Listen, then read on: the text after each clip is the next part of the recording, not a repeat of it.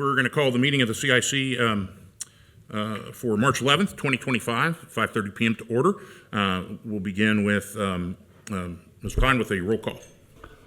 Mr. Unger. Here. Ms. Ulrich. Mr. Wallert. Here. Mr. Miller's excused from this meeting. Mr. Morbeck. Here. Mr. McAravey. Here. I'm here. All right. 6. Mr. Chair, Yes. if I could just provide a little context for Mr. Miller's absence. He is actually out of town with taking care of a medical issue with his family. Yes. Yes. Okay. You've been provided an agenda. Are there any motions with regard to that agenda? I motion that we would approve this agenda for March 11th. I'll second it. All right, we have a motion that's been duly seconded to approve the agenda for March 11th, 2025. All those in favor, please signify by saying aye. Aye. Aye. Any opposed? All right, passes 6-0. You've also been provided by Mr. McAravey last week minutes for the previous CIC. Is there a motion with regard to those minutes? I'll make a motion that we accept the minutes as provided.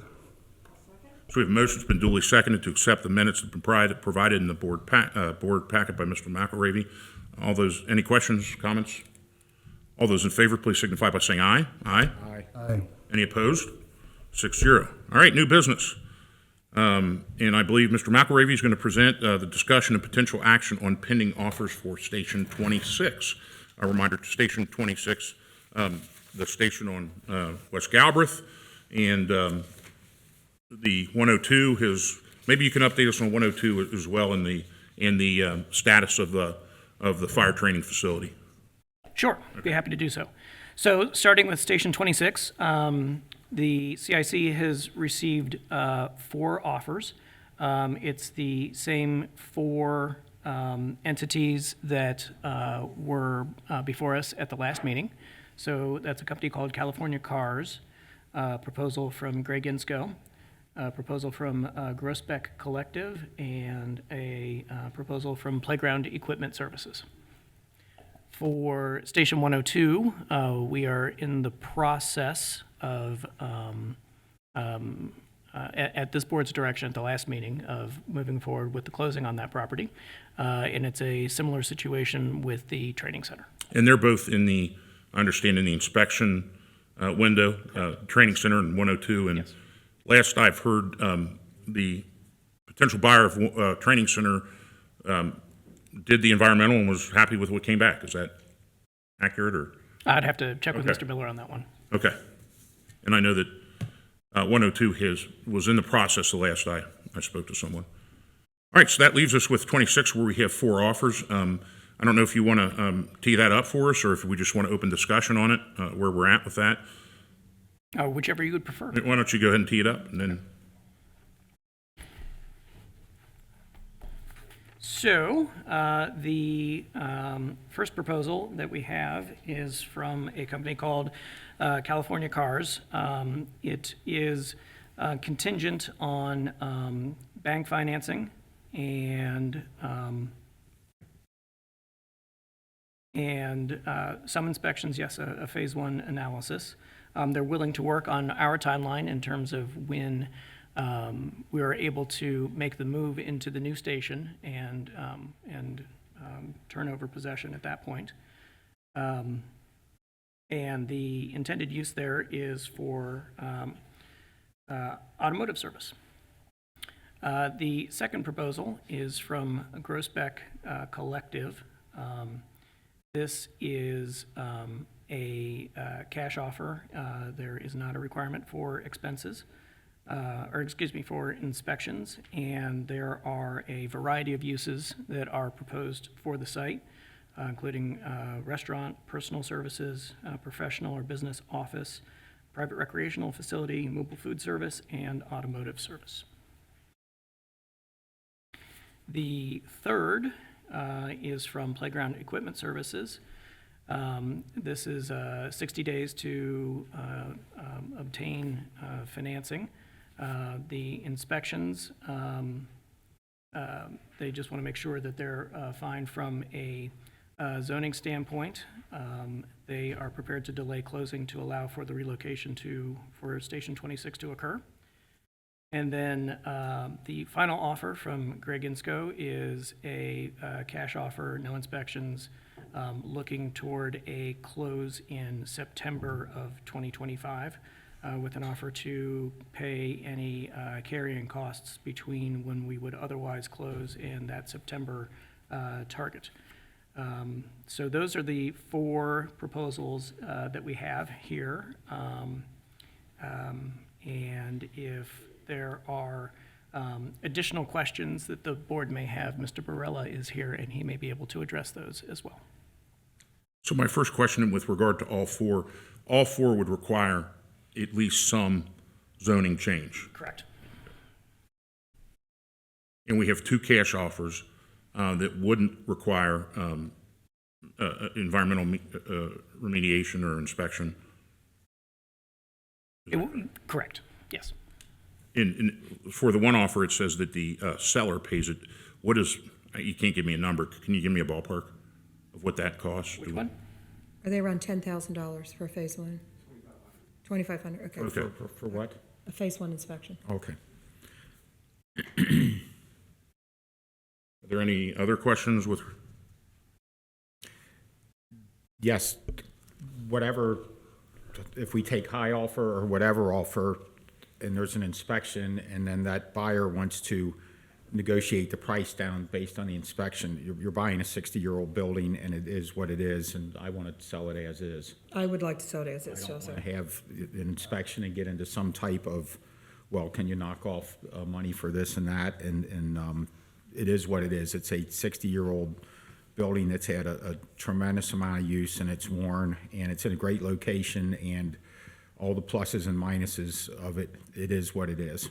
And so I'm not so interested in negotiating after an inspection, So while I tend to agree with that, what is the impact of the inspection, and I guess maybe this is for Mr. Barella, on a potential, if somebody's financing it?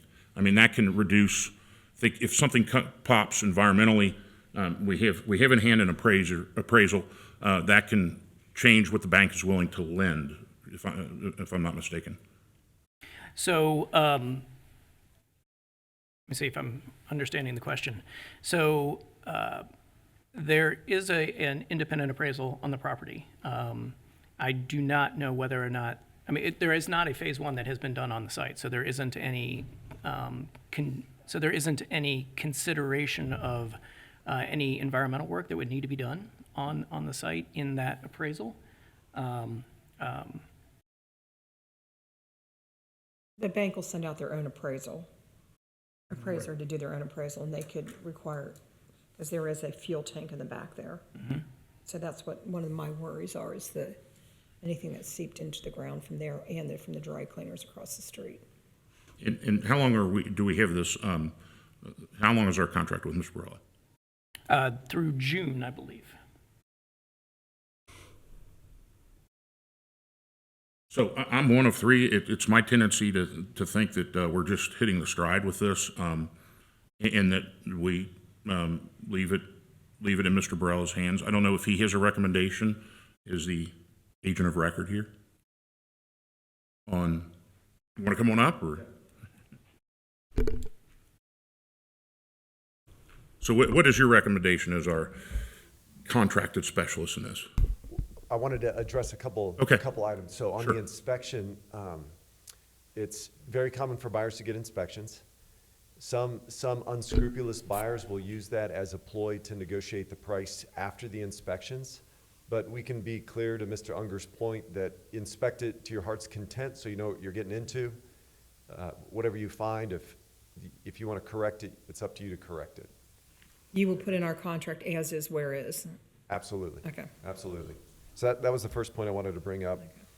This particular buyer that we're talking about, California Cars, they were looking at a former, I think it was a former, tire discounters location. And the phase one was important because the main concern isn't the above ground tanks, it's the underground tanks for seepage. And so their position on that, because they had a bad experience at a previous negotiation, was they wanted the seller to pay for the phase one, and if it shows up clear, it's fine. If there is an underground tank, more than likely this buyer's gonna walk away.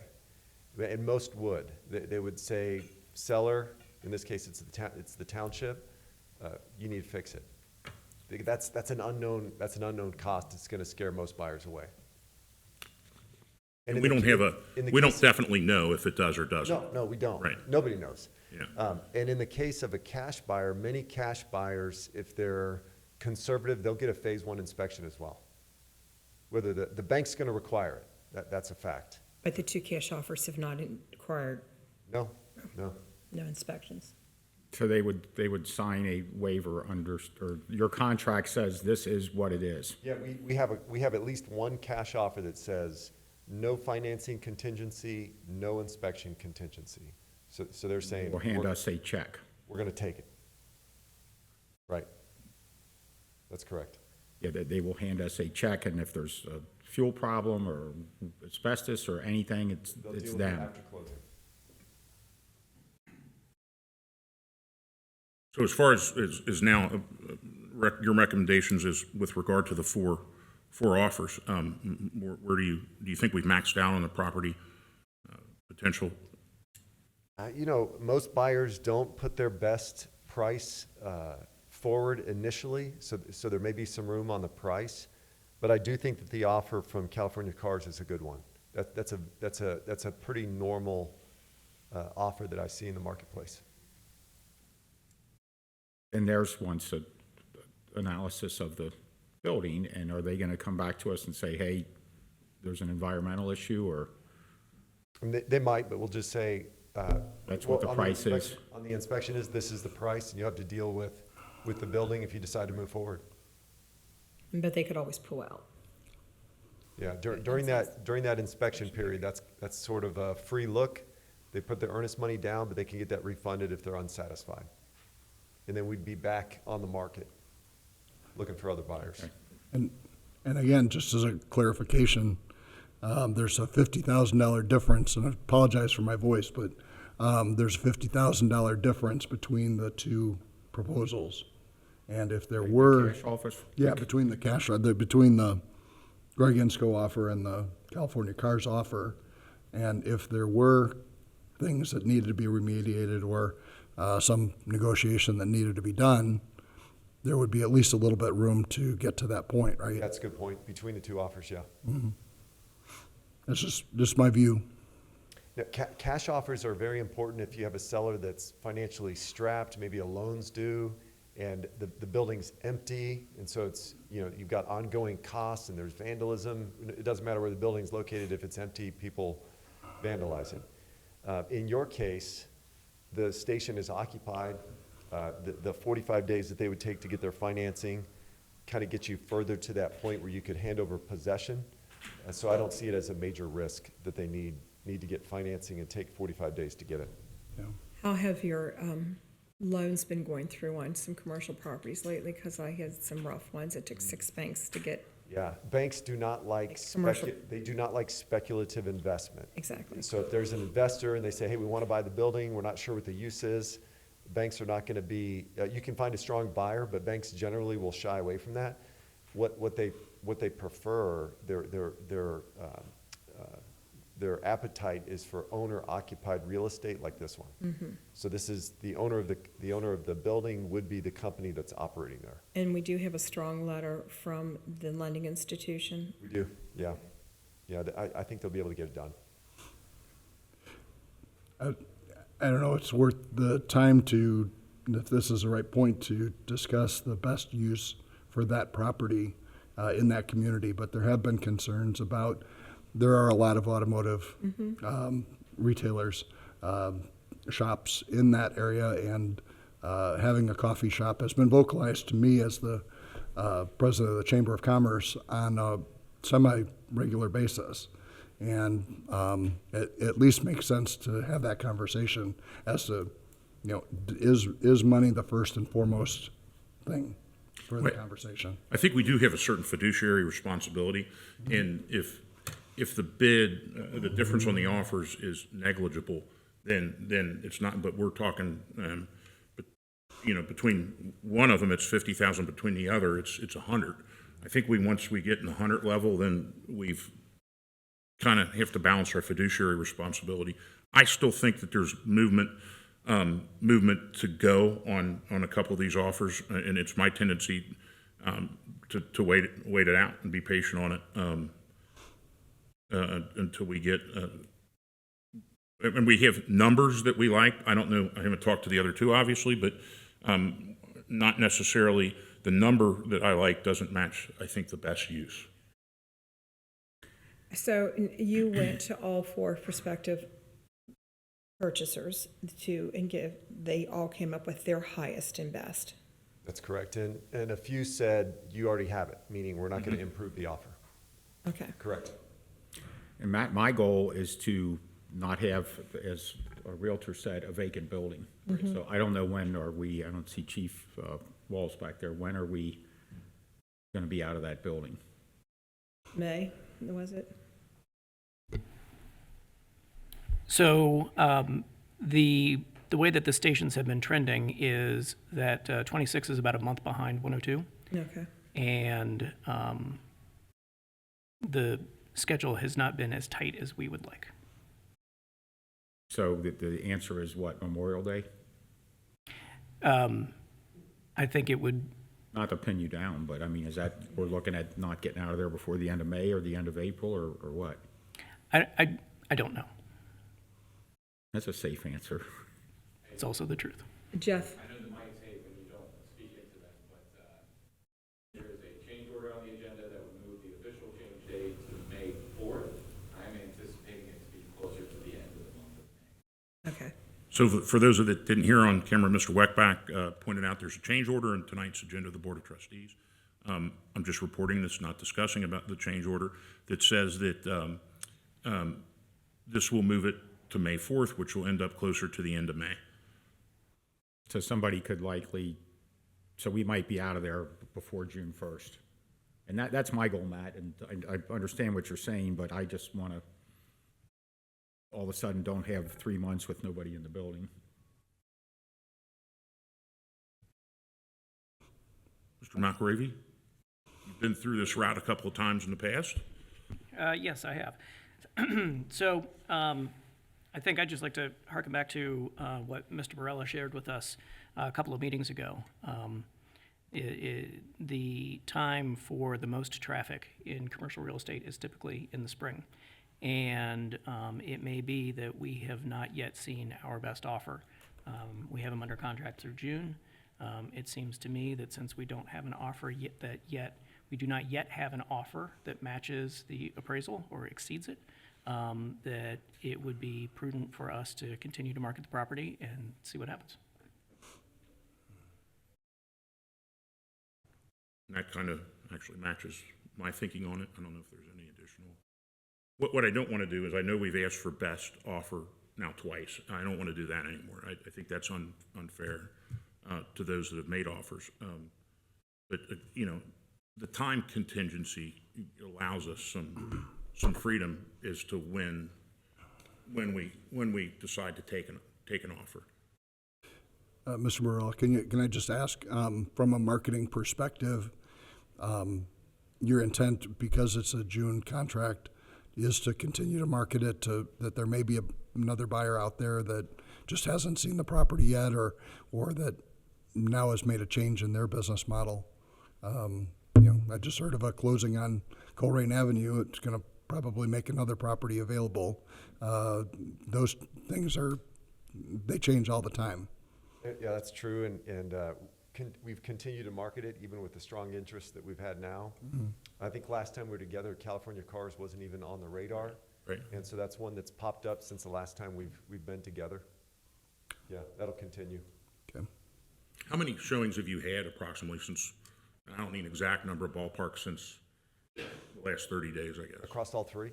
Or just Station 26? Just 26. Oh, probably a dozen and a half. Okay.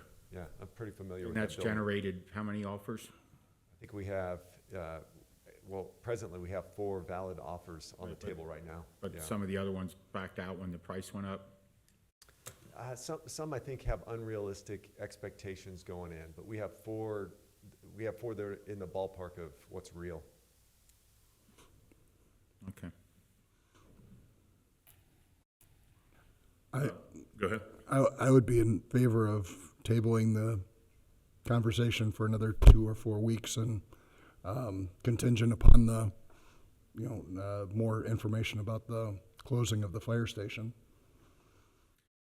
So if we did that and we took up this conversation in 2 or 4 weeks, would that get us to the point where we would have, I mean, to keep harping on this, but would we have a buyer secured and the transaction having happened by May? You know, it's hard to predict that. There are some buyers now that may lose interest. You know, they might feel like they're having a rebid against themselves. And so some may choose to walk away from that. It's hard to tell.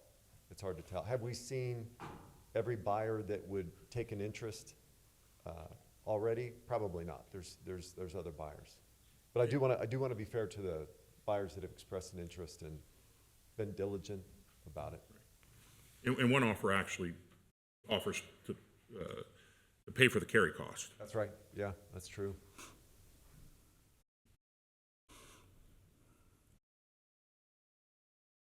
Do you want me to second your motion about yeah, waiting? are you- Okay, I'll second David's motion. So what is your motion again, David?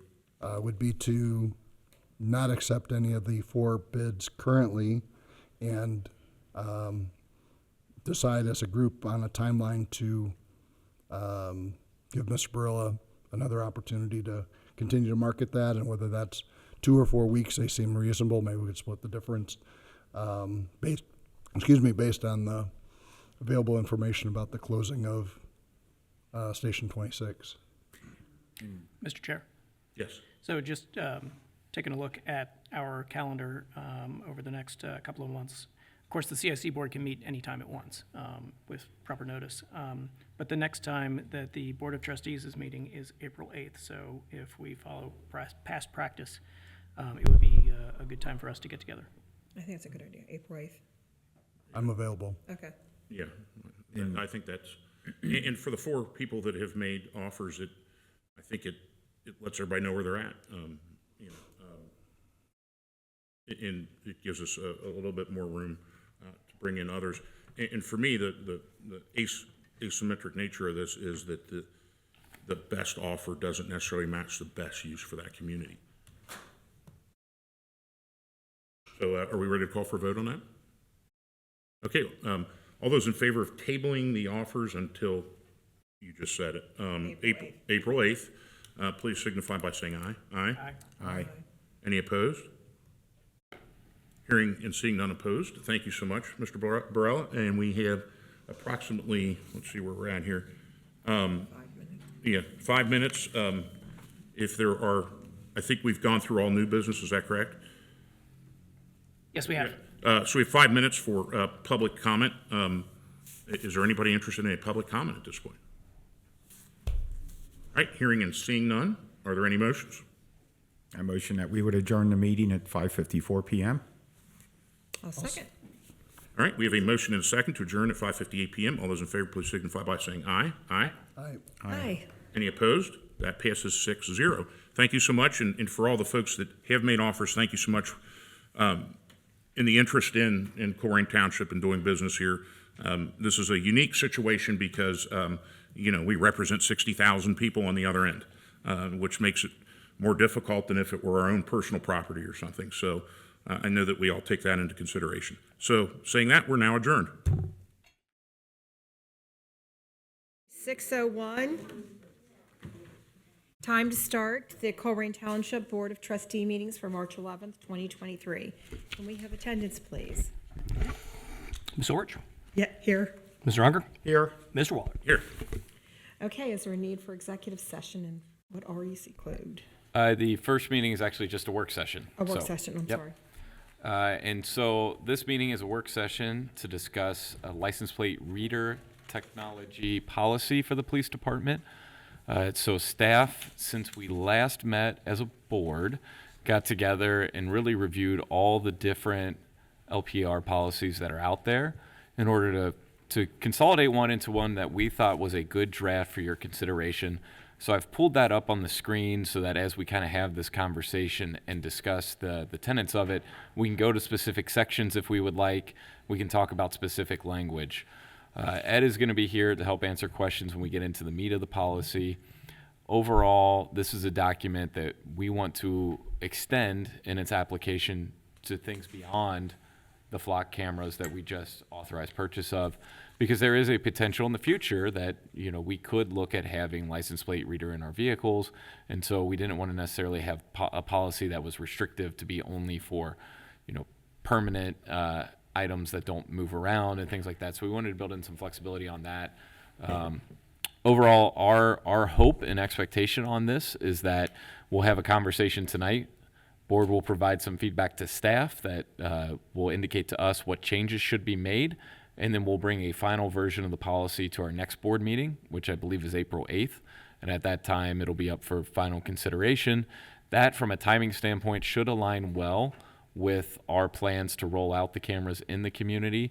The other piece to this, which is something that we're working on independently, which Trustee Unger just brought up as well to me before the meeting started, so it sounds like we're rowing in the same boat here, is making sure that our records retention schedule adequately covers the data and storage requirements that we find in these devices.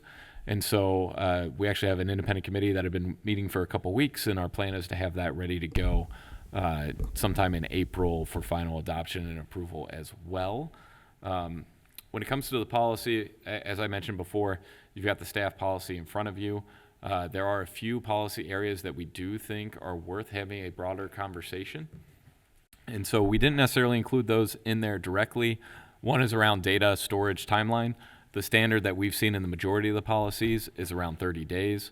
Another area is discussion around federal mandates and whether or not we want to explicitly call any federal policies out and include that in the policy. So, for example, you know, you could have federal or language related to federal orders for COVID, or federal orders for public health emergencies, or federal orders for ICE holds. These are all things that are kind of in the zeitgeist right now.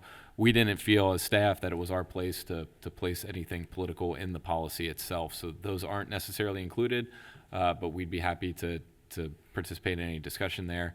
And then finally, just any other general areas that you all have concerns or would like addressed. And so with that, I will pause. I think it's probably appropriate for you all to then have a discussion, and we can just weigh in, and Ed's here to help answer questions.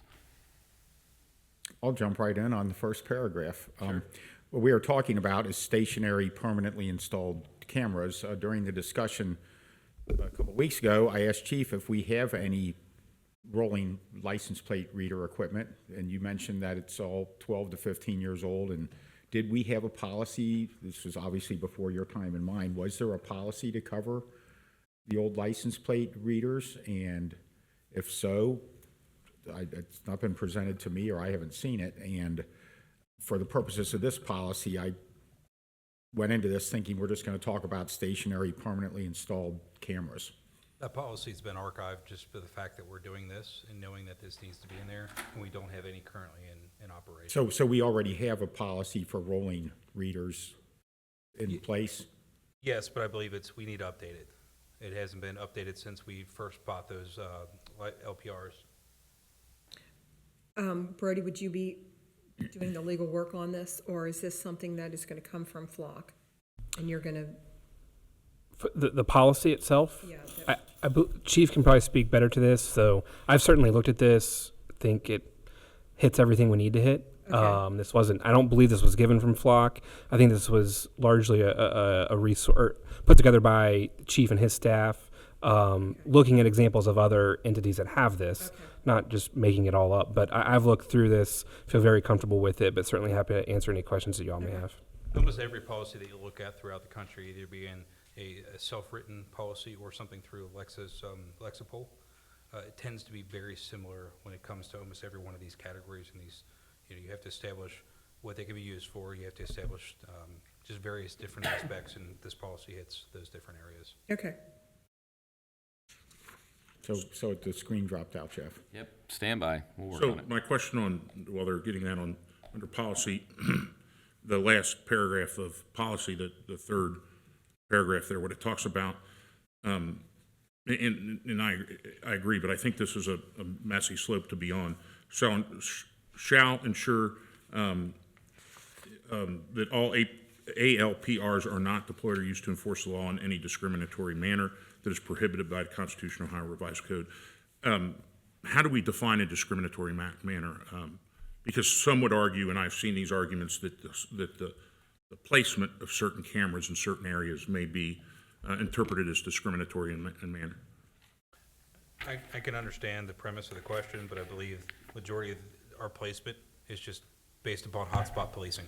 Okay. So it's knowing our crime, it's knowing our areas that we need to pay attention to, and completely derived. I mean, the way that almost every one of these are set up, the 22 that we have projected, it's all intersections of major intersections throughout Colerain, up and down Colerain Avenue, Pippin and Compton, different areas like that. It's not really going into neighborhoods. It's more of Main just where thoroughfares. the main thoroughfares that people would commit a crime and then use those to be able to leave. So, well, I assume that some of these will be on county or state roads. What is the fiduciary responsibility of county and state for that? So I guess there used to be some issues in the past about this, and it is currently, there's an agreement with Flock and both ODOT as well as Hamilton County engineers to be able to make this work, and it's not a problem. We actually have a discount if we use cameras on their roads as opposed to having a separate Okay. established. So what I'm concerned about is somebody taking the local authority away and saying, hey, this is a county road, let's say, or a state, whatever, fill in the blank, and somehow claiming ownership to the data to use for their purposes. And my response would be, well, we bought them. Right, and you that's, can't have it. so if you actually looked at I can't pull it up and show it to you because it's not established yet, but I have seen other agencies and how it works. It actually shows you who owns in the actual return, who Okay. owns the camera, and it would be clearly established, owned by Colerain Township. And what we seek from ODOT and the county engineer is just a right-of-way permit to allow us to install the devices. In theory, once it's installed, that's the extent of the agreement that we would have with them. So to the degree that we're talking about enforcing a federal mandate, a state mandate, or something like that, one of the fail-safes to this is we paid for it, they can't have it. That is correct. Some of the language that I've seen, and I'll use ICE holds as an example because I've seen language on both sides of that issue. There's some communities that in their policy have said, if ICE wants to access our data, or if ICE requests that we utilize our data to aid in immigration, there are some policies that say we will, and there are some that say we won't. And so that's maybe the easiest way to describe. You don't necessarily have to take a policy position. It could just be that we are going to use it for our purposes, and then any decision to use it for something else, we'd either run through the trustees or whatever other check marks we have in the policy itself. So let's just extend that. So for the ICE, for an ICE hold, presumably there's an underlying, usually felony, that the ICE hold attaches to. So it'll be used for the felony and for enforcement of the felony warrant. Typically, if there's something that's entered into NCIC of a felony warrant, we will get that, and it will Right. pop up in there as a return for that. So there would, if it does reach that level that there is a felony warrant for someone's arrest, then we would be notified for it, just by the nature of how the system works. And there wouldn't be one if I was just in violation of immigration policy, or if I haven't paid traffic tickets, or if I don't know, I violated some type of administrative code at the state. That's not going to hit our hot list because we're specifically siloing these to felonies, stolen cars, Amber Alerts. That's what gets entered into NCIC, yes. So if, I'm not sure what our township relationship is with ICE, but if they were to contact you and say, hey, we're looking for this van that it's been spotted in other places, there's some minors in it, we're not sure that they're accounted for, it's part of this large population of missing children, would you run that, would you cooperate with ICE and run that plate through our system?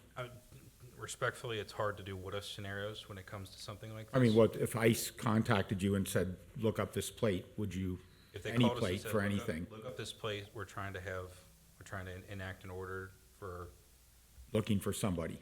if it's for an investigation for human trafficking, as you first described, and they're actually using it for a law enforcement purpose, that is able to be used. If it's for something else that is not a law enforcement purpose, then it's not Right. an And I, acceptable and I use. see on the Flock website, some of their sample policies say prohibited uses, immigration enforcement. And, you know, I want to be cooperative with the federal authorities, and if ICE comes to us and say, we've got a human trafficking concern, I want to know that, you know, our police department's going to cooperate with them.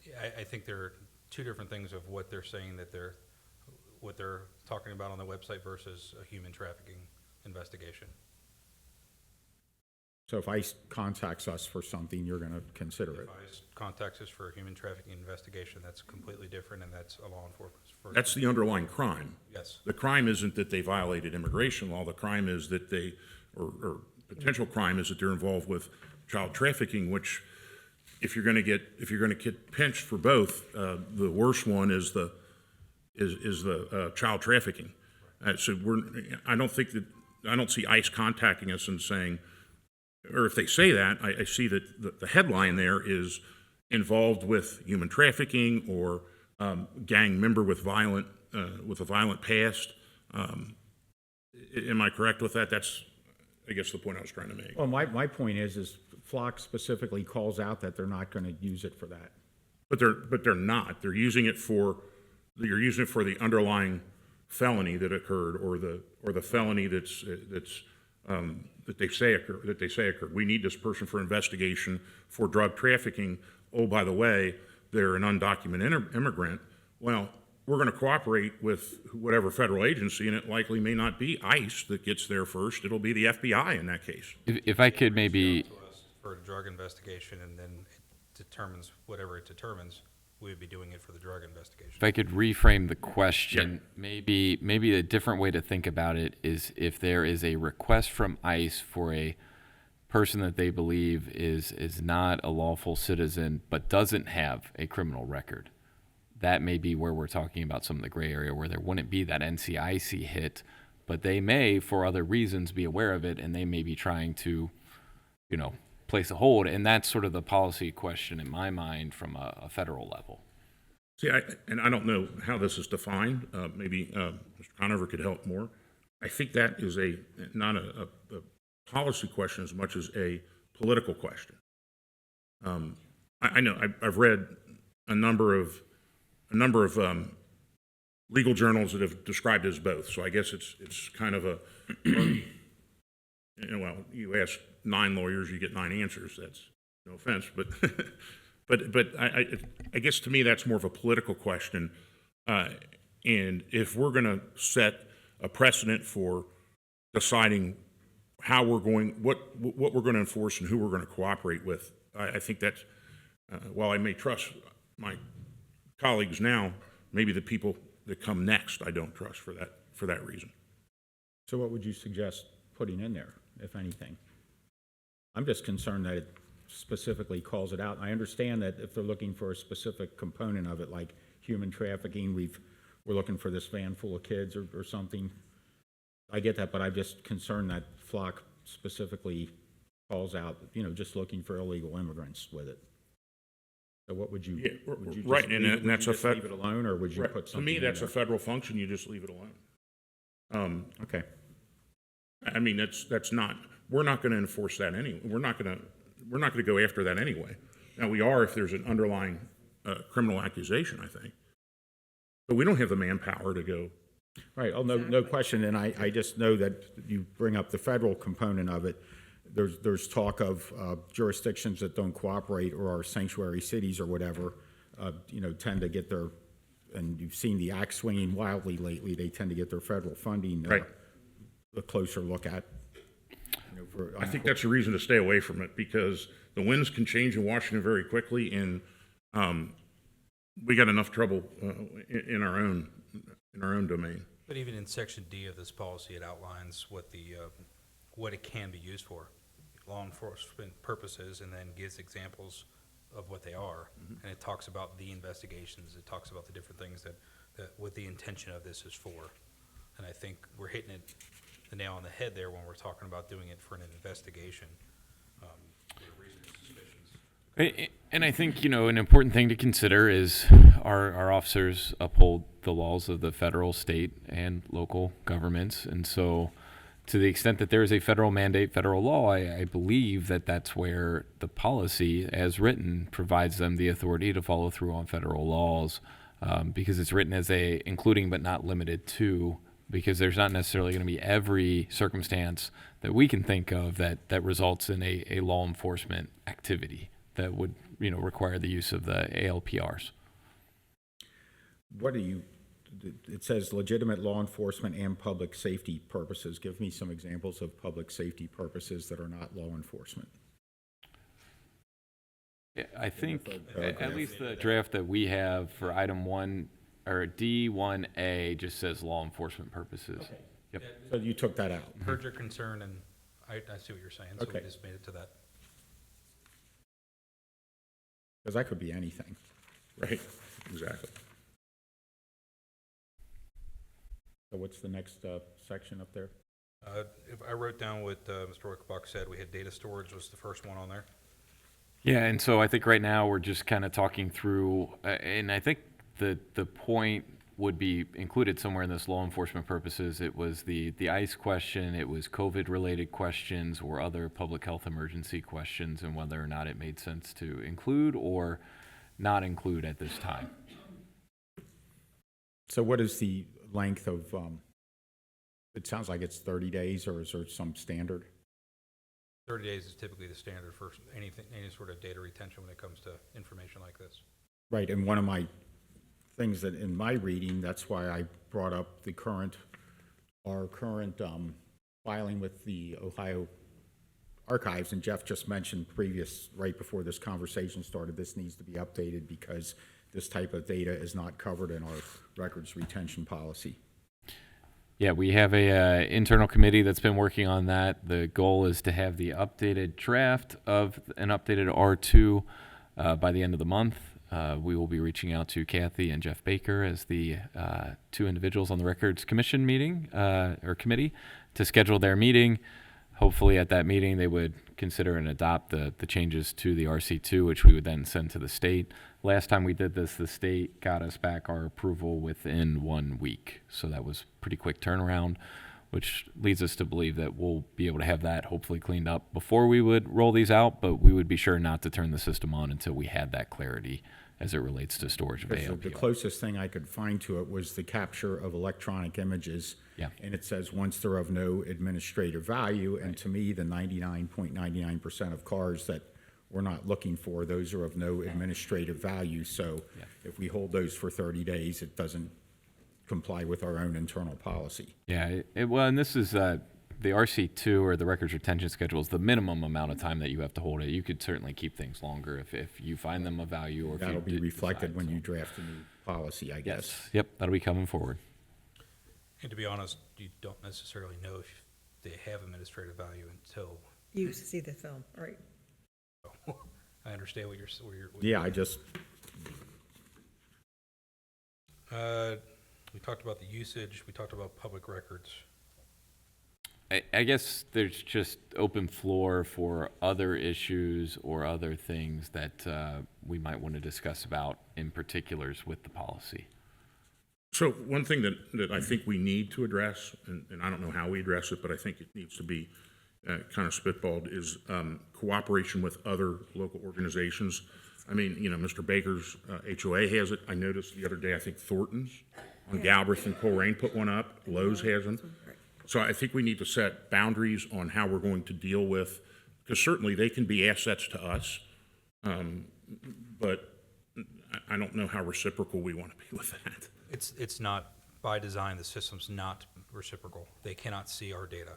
So for Mr. Baker's neighborhood, for him to be able to access the data, he has to go to the partnerships with Green Township. So they actually notify Green Township, can you look into this incident that occurred there in Green Township, is who can access That's the same with every HOA, every business, Lowe's, Home Depot's getting them soon, different things like that. They can't see it. So we only would share with law enforcement agencies that would have the access. You would have to be a law enforcement agency. I have this transparency portal here from Dayton, If you guys look at the Ohio. screen. So if you're able to see this, it completely, this is one of the really good ones. It gives an overview. It talks about the policies. It talks about the usage. They have 162 cameras. It talks about what it can hit. It's got almost 500,000 hits or license plates that it read. And then it actually, say they go a little bit further and they list where their cameras are at. They talk about, these are some of the wins that it has. So I don't want to do that. So this is, and the reason we're bringing this up is this is an area where when we were first discussing this internally, we felt it would be important to list on this transparency page, because we all have access to something like this that we'd put on our website, all the agencies that have either shared their data with us or that we have shared our data with. That way it is clear that it's only going to other law enforcement agencies, and it's not going to be everybody. We're probably not going to be giving it out to Los Angeles County, California, but you know, if the Hamilton County Sheriff wanted it or Green Township, those are scenarios where it would make sense. What's neat is some of the data points in here automatically update, so we don't have to do anything to have it say how many vehicles hit your system in the past 30 days. That's automatic, that's out there. So you Number would of put all cameras, that so- on our website? Yeah, so a lot of this is integrated directly from Flock. This is where we would have the opportunity, like in the Dayton policy, it says a prohibited use is immigration enforcement. Based on the conversation we just had, that's not going to be listed because we don't have a policy position one way or another. But you know, if other things that we listed in our policy that we are not going to use it for, such as enforcement of red light enforcement, that would be listed as something we're not using it for. These other items may be listed. So these transparency pages, I think, are really valuable because of the data integration and how it goes through. So that if somebody really wanted to know what we're using it for and where, we can just keep updating this. We can share our stories on here. And then at any given time, we could report out to the board how we're doing. And these modules, that they're plug and play, directly made by Flock, so we could actually pick, I'm surprised Dayton doesn't have it, but there's a module that you can pick of who we share with and who are we receiving. So both of those, it gets to be a little bit much. I've seen a couple of these where they have, it's a scrolling list of the different agencies in the area. Right, and that's off the Flock website, so you're saying that we could do that also? And it would be automatic. So if Yep. if Chief got a request from a neighboring agency for a one-off and we needed to have it for that day that they would have access, then that day it would show that they have access. And then the next day when that access is closed out, it would not be there anymore. So put that in our internal policy, and that would satisfy my concern with that. Yeah, the transparency portal is a free option that Flock provides, and they already are working on having that designed for us, because I like the idea of having it available as well. Yeah, I think what we'll do is, I'm trying to look at the policy itself, that may make sense to just have a clause 4 under ALPR data collection, that we will have a transparency portal set up that will contain a number of different informational items, including but not limited to, so. So getting back to something that Chief said about, you know, the agreements, and obviously, Mr. Baker's HOA has an agreement with Green because we didn't have Flock. Yes. In the future, you know, and again, this is kind of a test run, but if we decide that, hey, it works, we're going with this in future years, can we require people that have it on private property to have the agreement with us if it's in Colerain Township? That's how it's supposed to be designed. So the reason why they have it with Green Township Right. is just because we didn't. So would anybody automatic, else- Yeah, would it come back to us?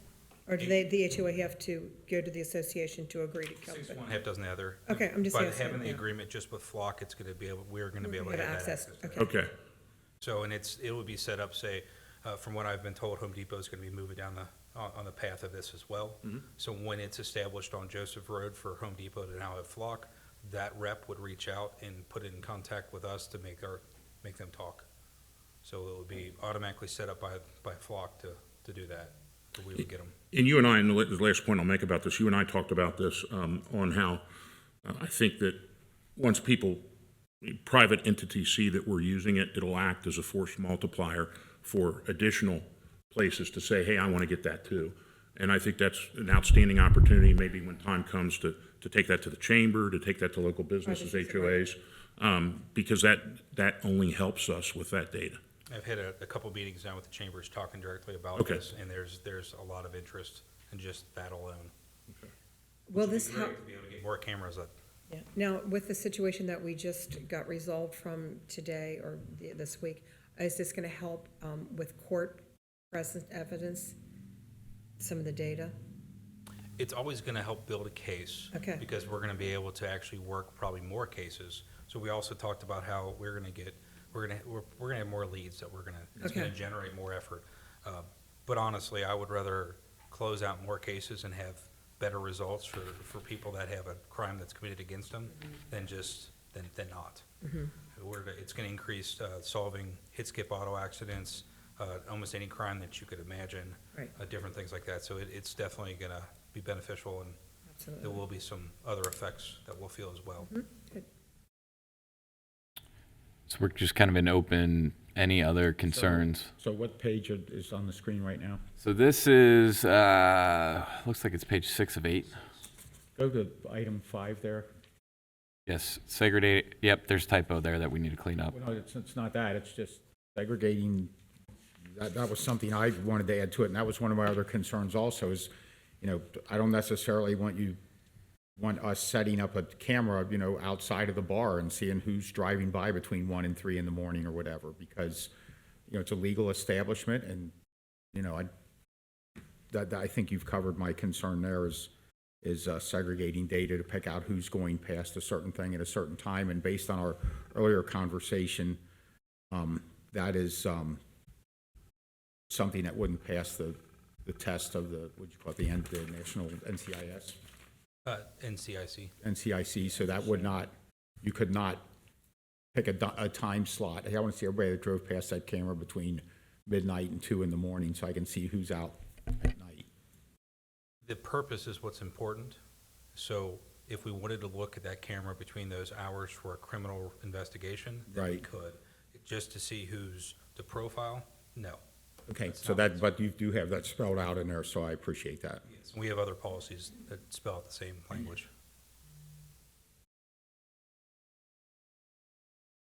So moving right along to the next.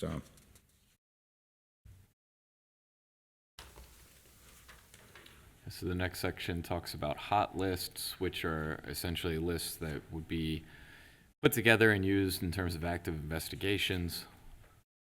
After that, complying with our department's code of ethics, which is important because that will certainly ensure that we are following the law as we use this. Sure. Can I back up the hot list for a second? Yes. So we have this 4-step process, which I love. You have to enter the user's name, requesting officer's name, related case number, short synopsis. Is this list per se, I assume, is going to be reviewed on either a random basis or a consistent basis by someone else? It's actually CJIS compliance, which is audited every few years. Okay. And there's every one of these entries and every one of the searches are actually captured by an internal audit trail that Flock also has as part of the database, and that lives indefinitely. So if we needed to look 3 years ago for a search made by, I don't know, Mr. Baker, we could do that and be able to look at it. And that the requirements there of username, requesting officer, because it's not always the same, the case number and the synopsis, that's all requirements for NCIC CJIS compliance.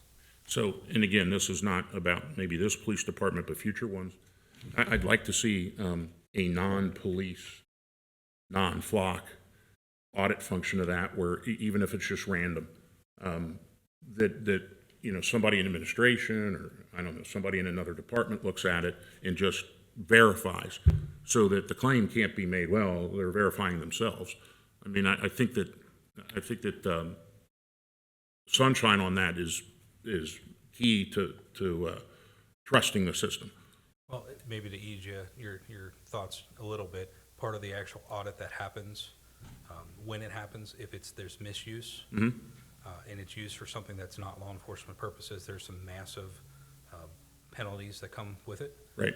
So when that occurs, I mean, we would be sanctioned, which is a fine. The misusers, it's a felony of the 5th degree in Ohio.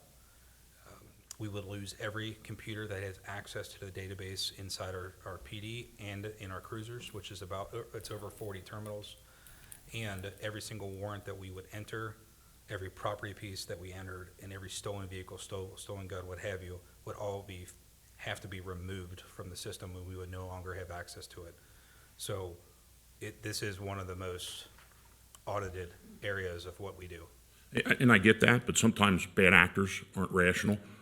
And my point would be, from a checks and balances perspective, to be able to say, hey, it's audited here, here, and here, and oh, by the way, it's randomly audited by someone outside of police department to ensure that all these policies are met. I think just adds to the effectiveness of this as a tool, and saying that, hey, we're not misusing it. I don't know if that makes sense, but How would you word that in a policy, Matt? a random auditing of data by a member of administration. I guess, and this is where I'm going to look for Chief. If I do a random audit, me not having the same abilities to see certain things that you all are as sworn police officers, will I be able to actually tell if it's being used appropriately? That's my question. Without access to the NCIC, CGS, all that kind of To stuff. even do the audit, it would require myself or one of the other officers to even do the search to get to the audit trail to allow you to see it. And then we would probably have to maybe have some explanations as to what it is. So maybe alternatively, and I don't know enough about the CGS audit, maybe if you want to describe who that is, since it is an outside agency, their frequency, it's not just us internally, correct? So Hamilton County has a unit called RCIC. RCIC will do an audit, and then Ohio Leads will actually do an audit as well. So we have two different jurisdictions that does that. I can get you the answer of how frequent it is. I would love to stand here and tell you, but I don't want to be wrong with that. I can actually have a message coming to me in a minute. And maybe to clarify, RCIC, I believe, reports up through the city of Cincinnati. I believe they are part of a civilian division known as ETS. So while they have they're sworn in the perspective that they're able to see that data, they're not necessarily boots on the streets officers, if that makes sense. Maybe it's another even police. I'm just saying for transparency's sake, I think that this is an important function going up and beyond, because there are certainly bad actors in any arena, and all the stuff that you described are really heavy penalties for someone who's thinking on a rational basis. Oftentimes, bad actors are thinking on an irrational basis, and they don't care who they're putting at risk.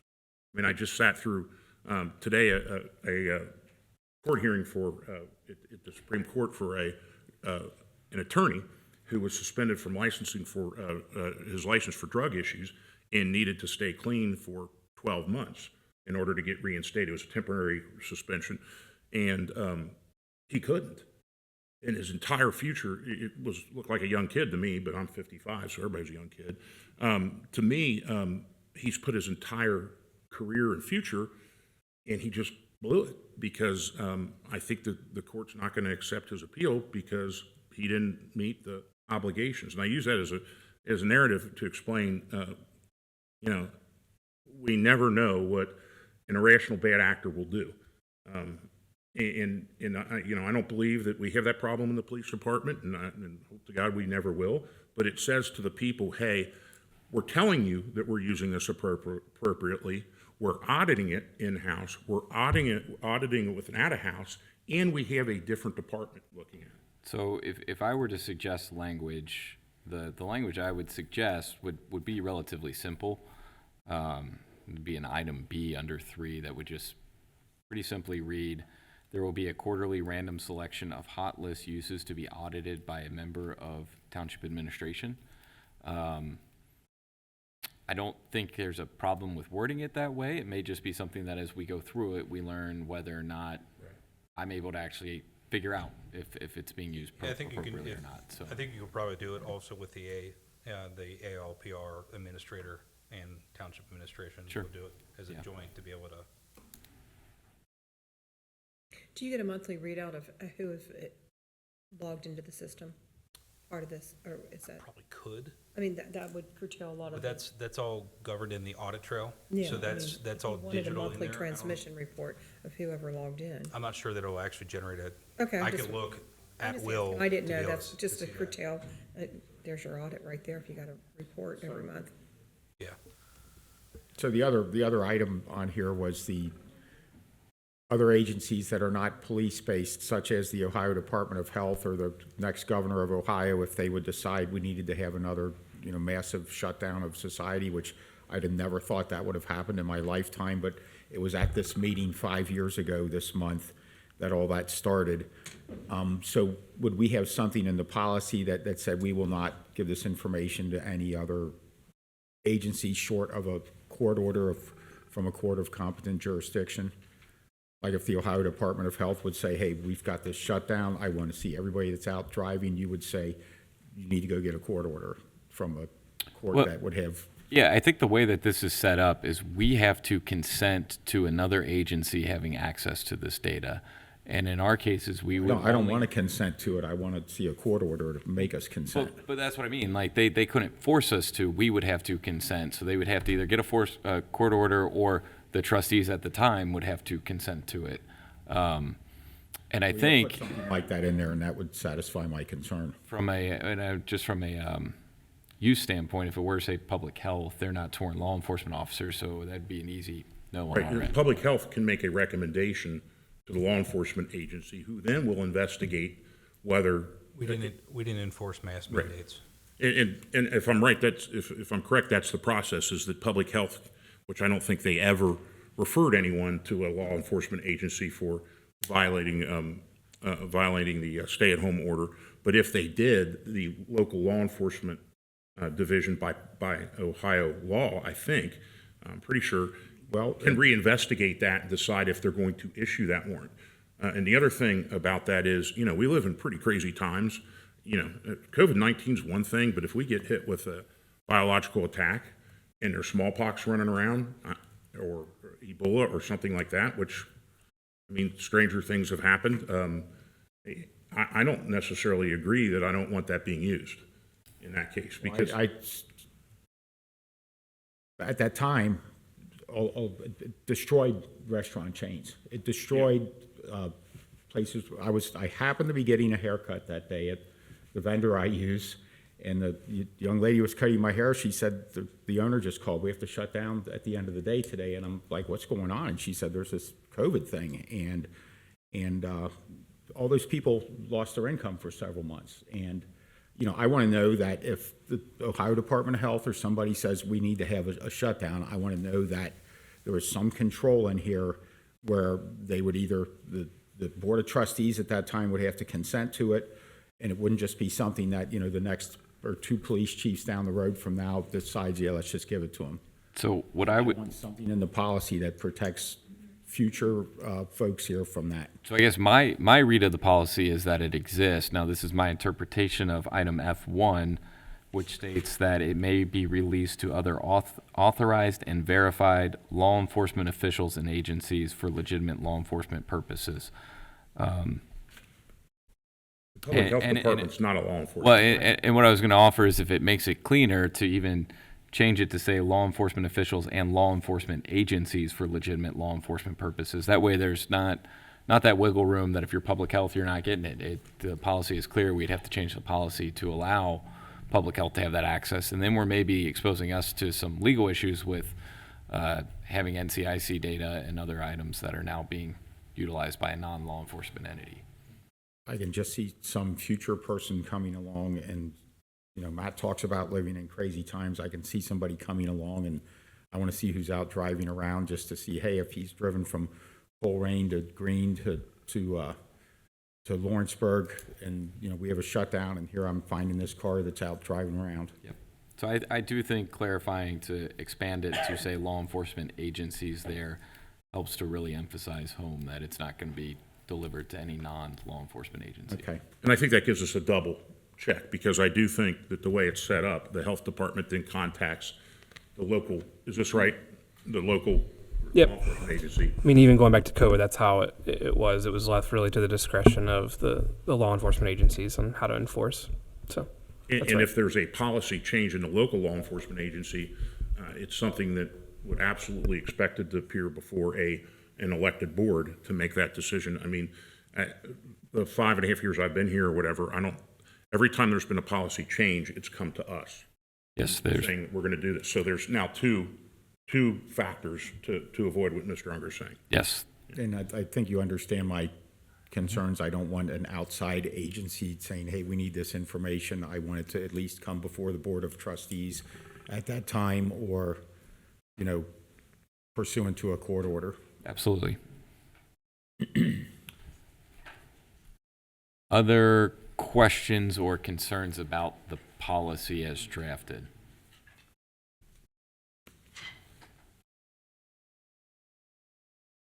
The person who's ultimately responsible for the protection of the data is the police chief, and that is outlined in there.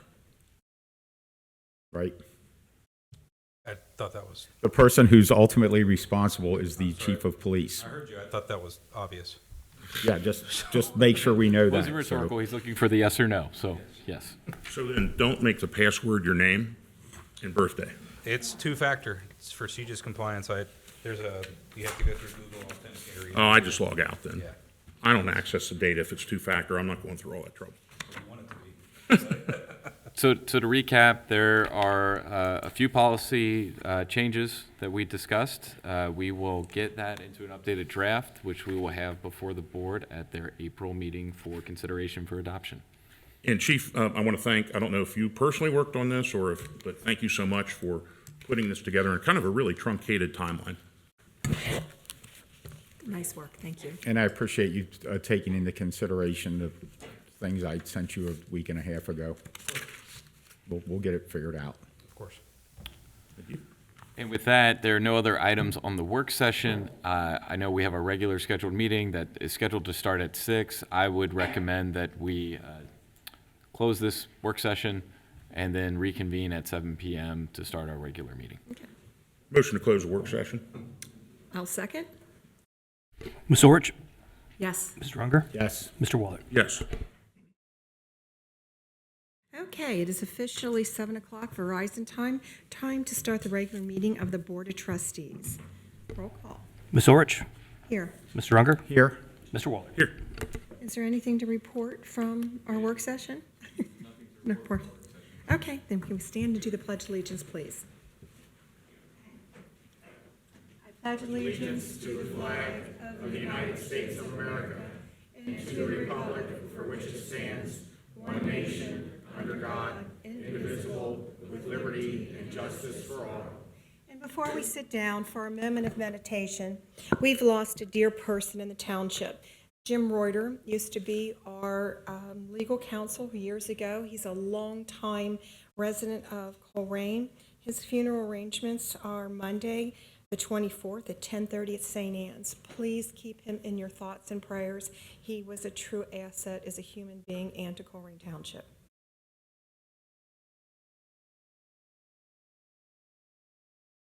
And I thank you.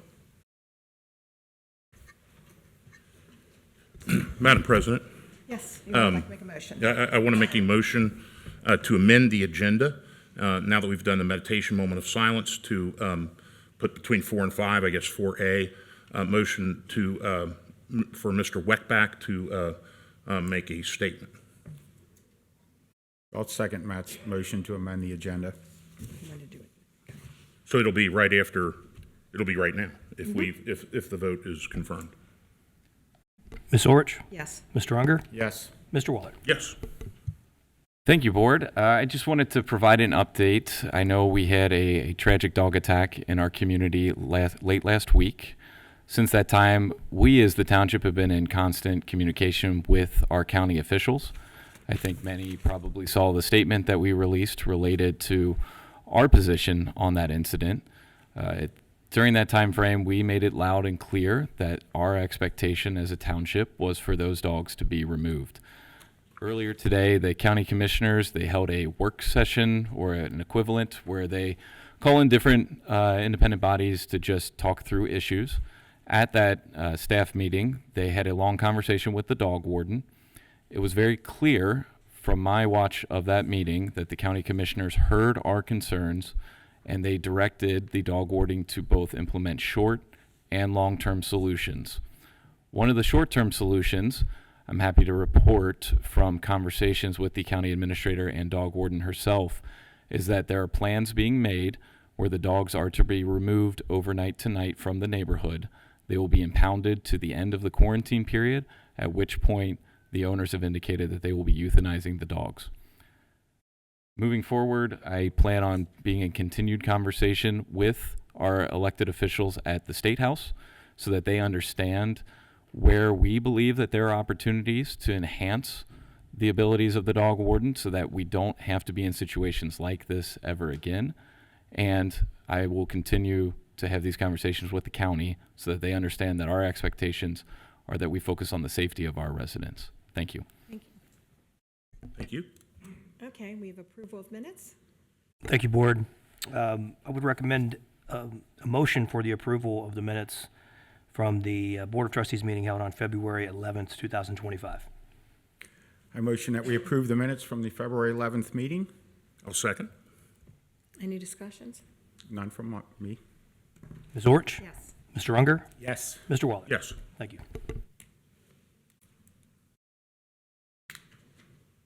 Okay, next we have administrative reports.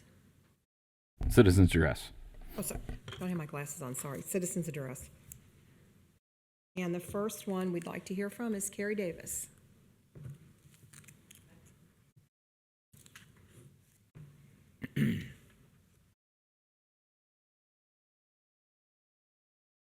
Welcome. Hey, y'all. Hi. Everyone, for the commissioners who pulled no punches today, chewed out their own employee, took responsibility without blaming anyone else, and stood up for you. I thought it was extraordinary. Just extraordinary the way they conducted themselves. What happened to Emily's tragic, and it's going to take work from the community. We need to work good with the trustees. It is clear that the township trustees have the authority to pass our own dog regulations while still using the county warden. And so I hope everyone participates in the Colerain Council of Neighborhoods Public Safety Committee to make sure that those rules that will need to be designed to serve you are made by you and address your concerns. I've already talked to the county commissioners. They are going to be drafting rules also, so our Public Safety Committee will be coordinating with them in order to get new rules passed in Hamilton County so this is not a forever problem.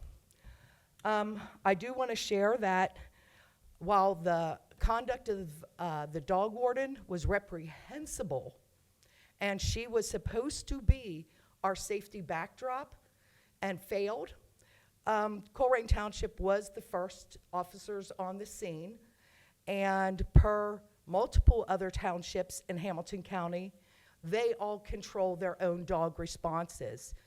You guys passed a rule or a decision to not respond to animal nuisance calls until it gets to the point of danger.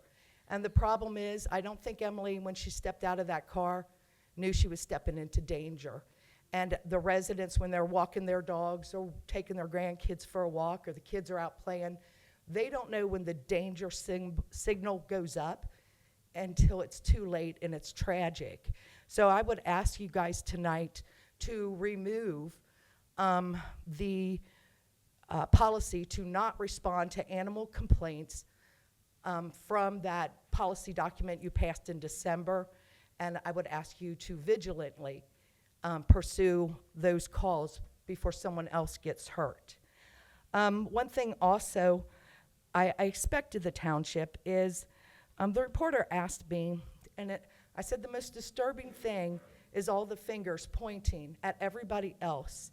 And nobody raised their hand and said, I'll do it. Nobody raised their hand and said, I will take charge of this. I will go to the mat for this. I will make sure this community is protected. And I did file an action to hold the dog warden accountable. I think that had something to do with why they were taking such swift action today, but I don't know. And I shouldn't have had to do that, especially since my daughter and my grandkids have been so affected by this. This should have been done by this township. You guys should have stepped forward for us and filed this action. You would have done a better job than me, and you would have let me do what I need to do for my family. So moving forward, I'll remind everyone that together we make Colerain stronger. If you have not yet joined the Colerain Council of Neighborhoods, we are very action-based, and I ask you to join and prepare to do a little bit of work, and so we can make our community better. Thank you. Okay. Vicki Bowman?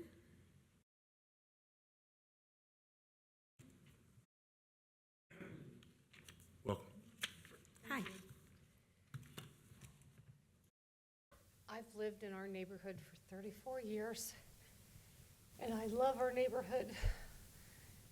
And we have people that walk, we have many children, and I'm sorry. A few months ago, I noticed vicious dogs in our neighborhood and been very worried ever since. I warned people that were walking. And also, I've been carrying this personal alarm that's very loud. Every time I go out my back door to walk 50 feet to the fenced-in yard fence that we have, these vicious dogs escape their yards, one of which is at the corner of Phil Nolan Hanley. There's holes in the fence. I've reported it, and I've been told that there has been a citation issued. But this dog gets out of those holes. They pile rocks up. He gets out of the fence. He's terrorized people. He had a woman pinned against the Ashbrook Estates wall, and just as he was going to chew her up, a car came along, blew the horn, saved her life. This is the other house we need to deal with. And the other thing is, and after this has happened, knowing the laws and who's responsible, and I think I was very naive and ignorant of everything, and since the Cincinnati Enquirer has put out their 4-part, very timely series about vicious dogs and all the laws, this is what I found. Each dog is allowed 1 bite, 1 maul, and 1 killing of a human, but cannot be euthanized until they kill a second human. Even after their serious injuries occur, the dog owners, they only pay a fine that's a little more than a traffic violation. 10 years ago, lawmakers tried and failed to strengthen these dangerous laws, but no legislatures have tried within the past 5 years. Animal cruelty is a felony, but a vicious dog attack is a misdemeanor. And dog bites happen to 17,000 people per year in Ohio, which, if they're bad enough, they require medical attention and surgery. But many of them go unreported. And I would like to do anything I can. Whoever I need to talk to change these laws, I'll do anything. This is my mission, because I don't want anything else to happen like that again. But everybody, we all need to be on the same page on the laws and how we have to be educated about all of this. And I'll do anything. I'll devote the rest of my life to this. And I do want our wonderful neighborhood to stay a safe place. And that's why I've been warning everybody, please be careful. We don't want the children hurt. I don't want my grandson hurt, and especially my dog, my sweet collie. I would die if, and these dogs, the day they went after Emily, they were circling our house barking, and our dog was barking from the inside. And they were looking to kill him too. So but I just want our neighborhood to be the way it used to be. I want to be able to work in my garden. I want to be able to swim in my pool and not look over my shoulder every time and carry this just to walk out the backyard. And I want to thank all of you for all that you've done to to make this happen so fast. And I know we're all appreciative. Thank you so much. Thank you. Thank you. Okay. Stephen Smith.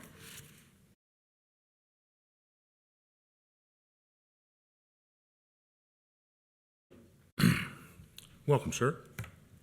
Hello, good evening. You could pull the mic up just a little bit. All right, is this better? Yep. All right, I just want to bring up at one of the last meetings, there's an older gentleman that came here talking about doesn't think you guys would get support for the next levies coming for the firehouse. And because of your guys' spendings. He brought up how the fire trucks we only need for 5% of the calls specifically.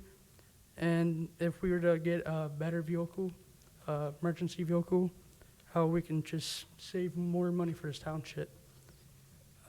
With this township, there are many things that needed to be talked about, especially at this meeting, with the setting vicious attack with the 2 dogs in the neighborhoods.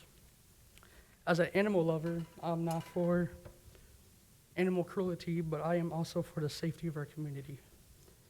I feel like you guys stating it isn't in your power, which is understandable, but it originally was into the failure of the police levies.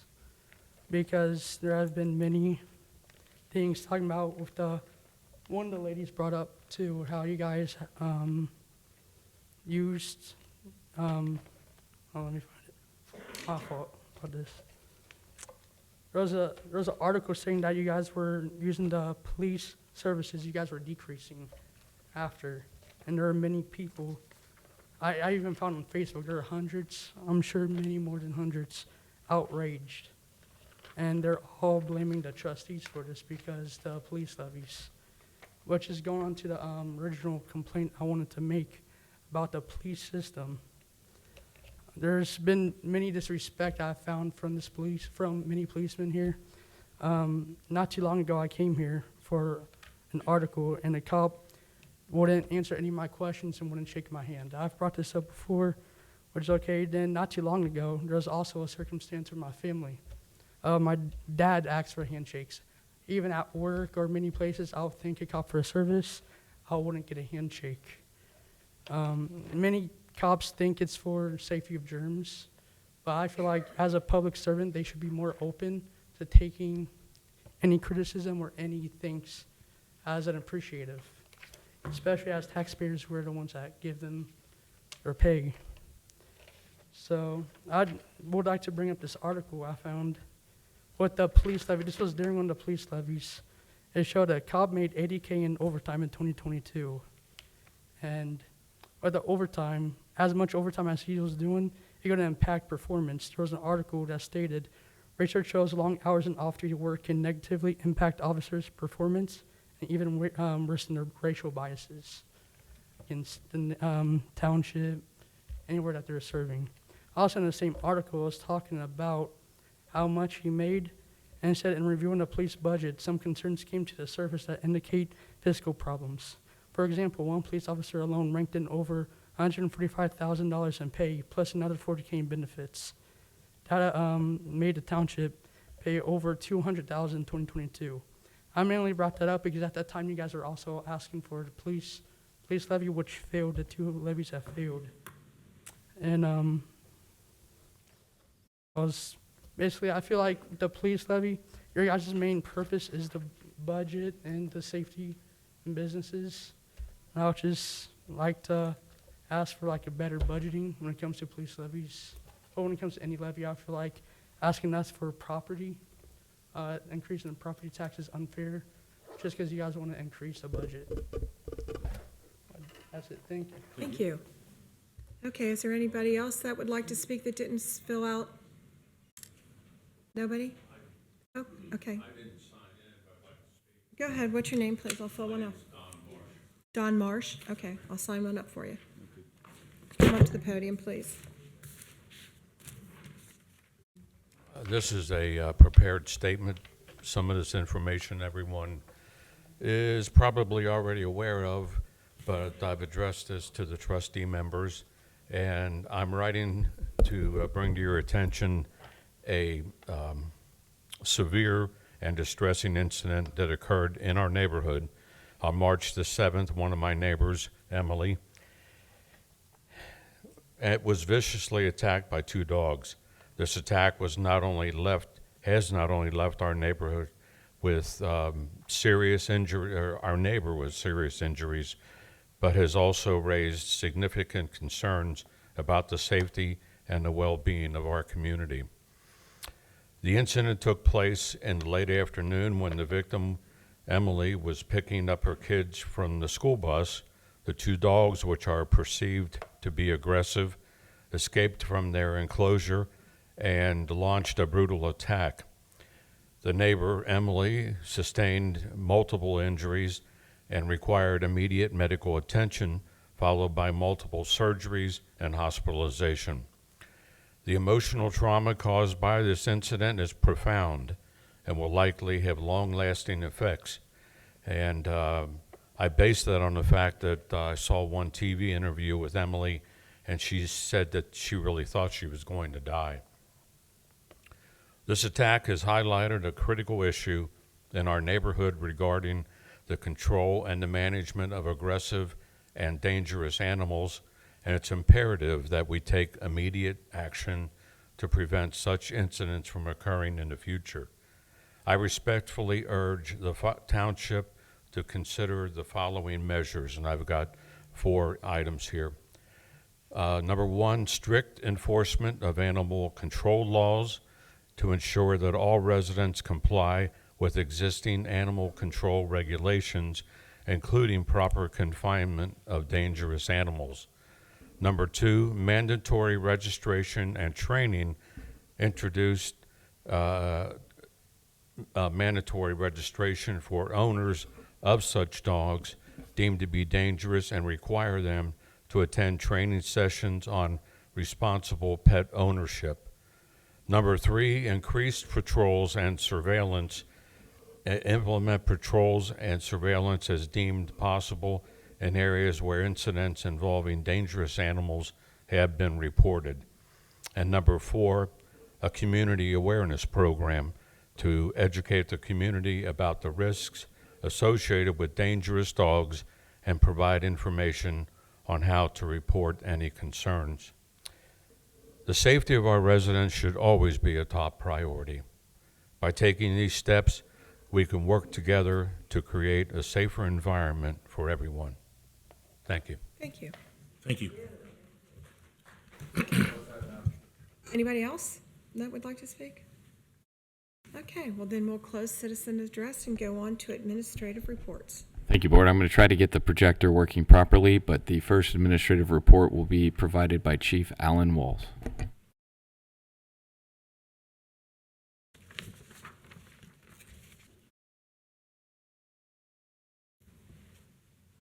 Welcome, Chief. Good evening. Good evening. Likewise to those of you in attendance and watching from home. You want me to wait or proceed? Okay, all right. So incident activity for February of 2025. We responded to 750 EMS incidents, 160 fire incidents. We had 29 responses into the Pleasant Run EMS contract area. We had 4 responses into the West College Hill Golfway EMS contract area. Significant fire events, 6,500 Newbridge with a $130,000 loss, 2,900 John Rose with a $2.1 million loss, and the 6,000 block of Springdale Road with a $65,000 loss. We rescued occupants from an elevator on February the 15th and responded to a technical rescue for a ATV that had rolled over with an individual with significant traumatic injuries. Property value lost for the month was $2.2 million. Property value saved was $10.4 million. We have an 82.18% save rate for 2025. Average response time for the arrival of the first unit was 5 minutes and 21 seconds, and first unit on the scene less than 6 minutes was 64.8%. In respect to that large value dollar loss on John Rose Avenue, that was Cincinnati Mine Machine. That incident was dispatched as a water flow alarm. A rooftop unit had exploded, caused a fire, set off sprinkler heads. Upon arrival of the first two company, they upgraded to the balance of a one alarm, which brought additional companies, and then because of the size of the facility, it was upgraded to a second alarm, which brought units from as far as the city of Cincinnati to assist with us. If I had time, I could stand here and talk about our 3D model and things of that nature, building things out for a fire in a facility such as that, but for brevity's sake, I will not do that tonight unless you have any questions. Was a lot of that water damage, or is the building gone, or? Both, and more so water. So with 3 sprinkler heads that were set off, we let the system run. We support it until we can locate and isolate where the fire's at, and then we shut the sprinkler system down. It's been proven time and time again, if the sprinkler system's shut down too soon and the building's ventilated, that all it does is support the fire taking off, which is the last thing we want to have happen. Okay, Chief, as far as the fire yesterday on Colerain. Yes. Sponges. I don't know if I've been out all day. I don't know if you provide an update, but just for those listening. So that was a fire that originated into the kitchen. It got up into the vent system. Those fires are typically very difficult to control. So there was significant damage to the kitchen area. We had to open up the roof. We had to open up the ceiling. We were up there for about 3 hours getting it controlled and declaring a lost stop. So the thought that they'll open anytime soon probably won't be the case. And no injuries? No injuries. And I saw today on right near there almost, Colerain was shut down northbound. Is that unrelated? Yeah, well, and so some asked yesterday, why was Colerain Avenue shut down for a fire on the east side of the road? Is because the fire hydrants are on the west side of the road. And in order to position apparatus and to lay supply lines, which are large diameter, 5-inch hose, we had to shut down both northbound and southbound Colerain Avenue. Couldn't have always come at a better time, 4 o'clock in the afternoon, but caused some significant snarls, but that's why the roadway was shut down. Hydrants are on the west side of the road, fire was on the east side of the road. We had to shut down northbound and southbound so that our hose wouldn't get ran over. And that's not atypical. I know that they had, Sycamore Township has the same issue on Montgomery Road. It is not atypical. Any other thing? That's it? No questions from me, thank you. Thank you for all your hard work this month. Thank you, Board. The next administrative report is provided by the police chief. There was a request that if there are comments from the board related to the dog issue, if that could maybe be handled as part of the police chief's report, as there may be folks who are looking to exit the meeting. So, Ed, I'll let you start, I guess. Welcome back, Chief. Thank you. Jumping into the administrative report, for the month of February, the police department responded to 3,294 calls for service, 118 calls per day. We conducted 319 traffic stops, handled 144 auto accidents, and made 83 arrests. We had 7 OVI arrests or DUIs, wrote 325 citations. We had 1 use of force, which was a usage of the taser. We had 1 internal investigation open and only 1 vehicle pursuit. Again, the busiest days don't make any sense. I guess the first one does. Being the busiest day of the week was Friday, followed by Tuesday. And we're fairly steady from the hours of 6 a.m. to midnight, with the busiest hour of the day as always 4 p.m.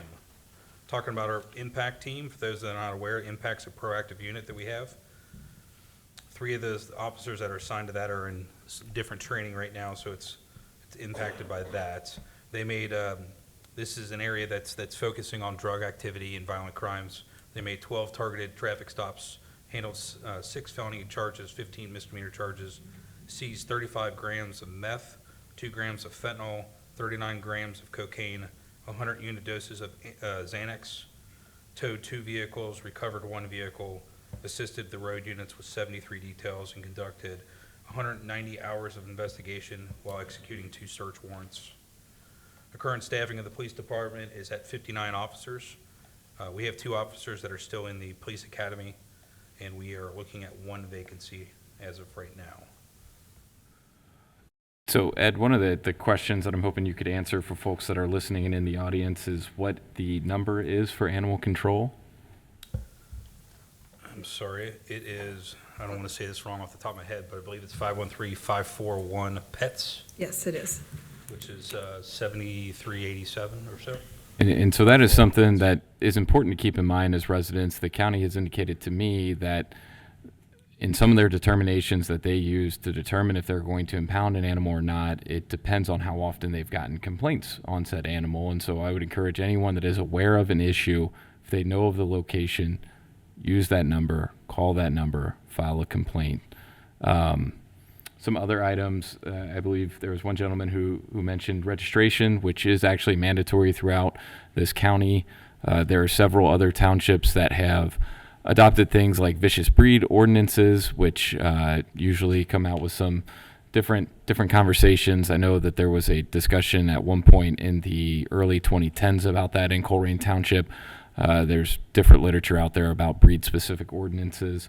When it comes to our state legislatures, I know you've already had several conversations with several of them about needed changes, and given the timing of that Cincinnati Enquirer article, I think that is apropos. So Yeah, I spoke with both Representative Cindy Abrams and Representative Cecil Thomas today.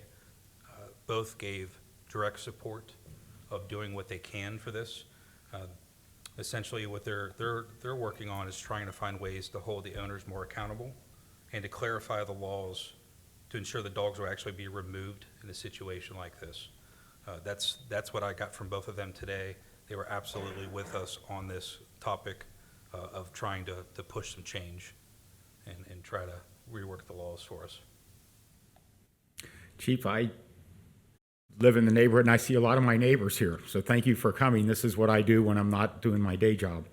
If anybody wants to learn more about this, go to Ohio Revised Code, ORC 955. There is a whole body of law on dogs, and we go with the laws that the state has, that it covers the state of Ohio. We don't have our own set of laws. We take an oath here to support the laws of the state of Ohio, and that's what we're doing.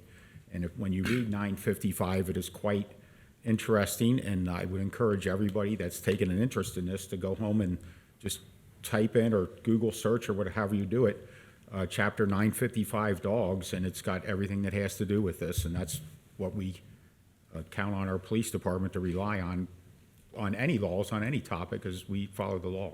So, And the ORC code specifically indicates in a specific incident that happened that the dog warden has to be called, correct? Yeah, so the 955 section typically is administered and completely controlled by the dog warden. Mm-hmm. That's not true. Not true. By the dog warden, Okay, but in the ORC code, it specifically states that. yes. and I would encourage everybody to look that up to get the facts on it, is ORC 955, so. Chief, it's good to hear that you've reached out to a couple of state reps. I talked to Representative Abrams 2 or 3 times about this in the last 3 days, and supports this wholeheartedly. The idea of moving the law to, especially some of the places that are a little nebulous, like that you can do. You can separate the dog in your home, which I think is problematic. I talked to also Representative State Senator Blessing, Representative Odioso for Green Township. I had multiple conversations with Commissioner Driehaus over the last 3 days, and there's people are pretty coalescing around this issue of let's make this stronger. A lot of people mentioned the Enquirer article. It also corresponds with, this was a statewide push. I think it was in the Columbus Dispatch and Cleveland Plain Dealer too, the legacy of vicious animals in the state of Ohio and the failure of state laws to protect individuals in the state. And I think that our state representatives, state senators have had this discussion before. It's really kind of led nowhere. But I think this is an opportunity to kind of push this so that we do have protection of individuals from these vicious breeds. I was shocked when I heard that they remained in the home. I just couldn't. I thought, there's something wrong here. And in reviewing all the data, the reports that I got from Mr. Weckback, who I probably spoke to maybe 6 or 8 or 10 times the last 3 or 4 days, it was clear to me that this needs to be a state, county, and local initiative to make this more clear and have more punishment for actually violating it. And it is true that I did not realize if you have an unregistered dog, it's not a may for the dog warden to take it, it's a shall.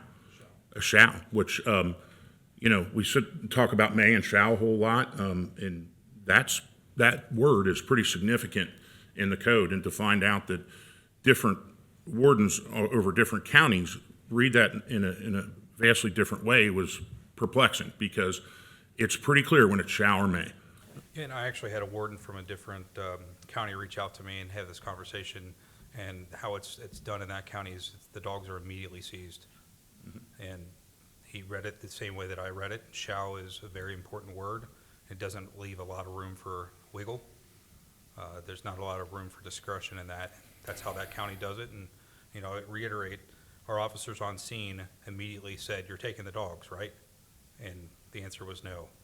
The sergeant then worked with the family, who agreed to give up the dogs, told the dog warden, "Hey, will you take the dogs? They would like the dogs to be taken," and the answer still was no. And I would say that, there's just so many parts of this story. The neighbor that ran out and helped, that risked himself, is a hero. I mean, that's... Thank you. And I don't know I guess the control that folks had on the scene, because I got to be honest with you, Chief, I'm going in the back of the cruiser if that happens to one of my loved ones, because I'm not waiting. I'm not listening to that from the dog warden. So I'd like to think I'd react appropriately, but it's such an emotionally charged moment, and it just as a person, I find that tremendous that the neighborhood was able to just, all right, we're going to do the right thing here, and then I think that's respect to Emily. We're not going to make it about us. It's about her, and I appreciate that from the neighborhood as well. And this is something that, is a dog lover, it makes me angry on so many levels, because generally when we see this, there's a responsibility for the owner to step up, and it should have never gotten to this point. The fact that we're getting a lot of information about what happened, it just carelessness on their part, and lack of training the animals. We talk about cars being a responsibility all the time. If you have a dog or multiple dogs, that's a responsibility too. And and I've had dogs my entire life, and you train them, and you make sure that they're behaved, and you don't leave them out. If they get out, you make sure that they never get out again, because it's an immense responsibility, especially with some of these breeds. And hopefully we can move this forward, like I said, the state and county level, to hold people more accountable. And I know after we made the statement, went out Sunday night, I thought I was going to go out Monday morning. And Monday morning at 7, I was already on the phone in the parking lot at work, and to Jeff Weckback. And then the second call that morning was to Denise Driehaus, and just finding out, all right, let's work this out moving forward so we can solve these problems. And it's so unfortunate.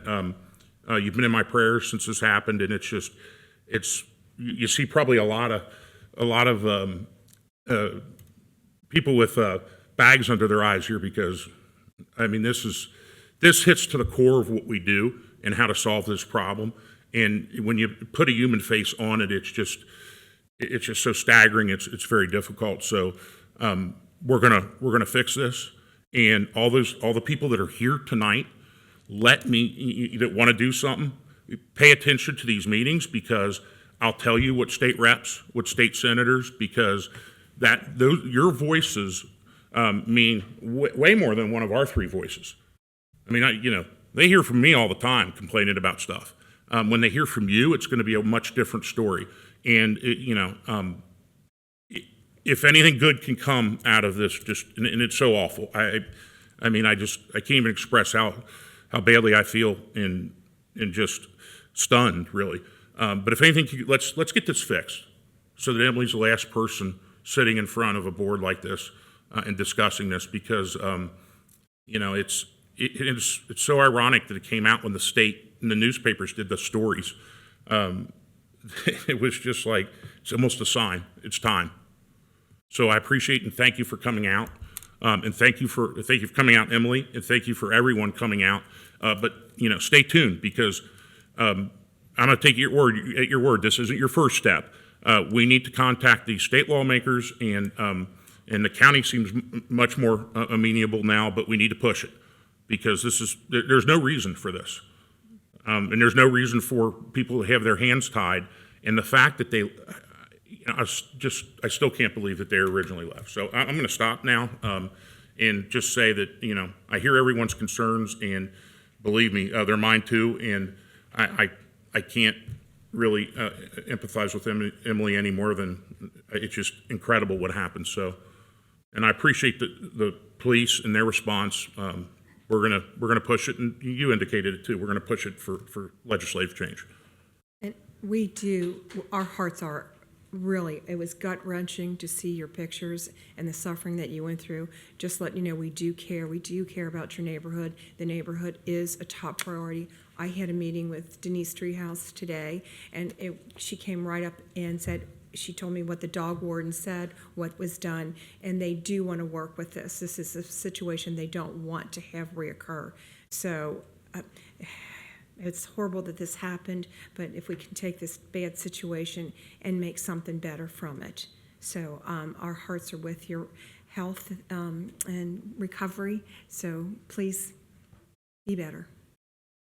And I appreciate the dignity that you've carried through this. I think it's motivational for all of us, because I don't know what my reaction would have been. It wouldn't have been as dignified. So thank you, and I'll continue to have you in my prayers. And thank you, Mrs. Bowman, for spearheading what's going on in our neighborhood. Let's keep doing it. And being calm and thoughtful about it, and getting the neighbors alerted, and because we walk down that way too. And call 541-PETS if you see My wife these. walks all the time, Yeah. so. I don't even know the other incident you're talking about, but shoot me an email after this and let me know the address, and I'll call 541-PETS. If people are afraid to call them, I'll call for them. Whole neighborhood call Yeah. on that neighbor. On that note, Matt, our code enforcement team did issue a citation for the broken fence today. Now, code enforcement violations have a very long lead time before they're required to be corrected. And there seems to be a much bigger issue than a hole in a fence. That's right. I've already asked her to send the address to me, and I'll Okay, good. Okay. I'll make sure that I do what I can now. And make sure I get it too, and I'll push from other ends. I've made a few more friends now, so I'll see what I can do. All right. So you all are welcome to continue to stay, but Please do. There's plenty plenty of exciting what goes things. on in local government. But our next administrative report is going to be delivered by Assistant Administrator Mays. Good evening, Board. evening. I was taller than Chief. That's all right. All right, If we're going to have people leave, why don't we just... Oh, yeah. I'm going to give a Go ahead. minute for anybody who wants to leave. You're But more please, than welcome please to. consider staying.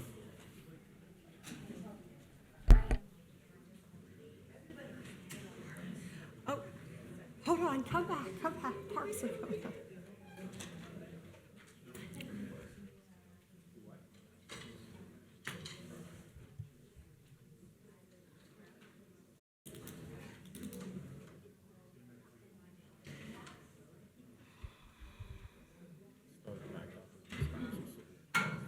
What? No, as soon as the camera crews get out of here. I'm sorry, I didn't mean to take up so much time. You get on a tangent. Well, when I get emotional. I know you do. I know. I can't. That's fine. I know. You know, It's, simple. it's hard to cut it off. Yeah. Yeah, it is. I get it. I understand. Oh, I went out and got a dog. good call.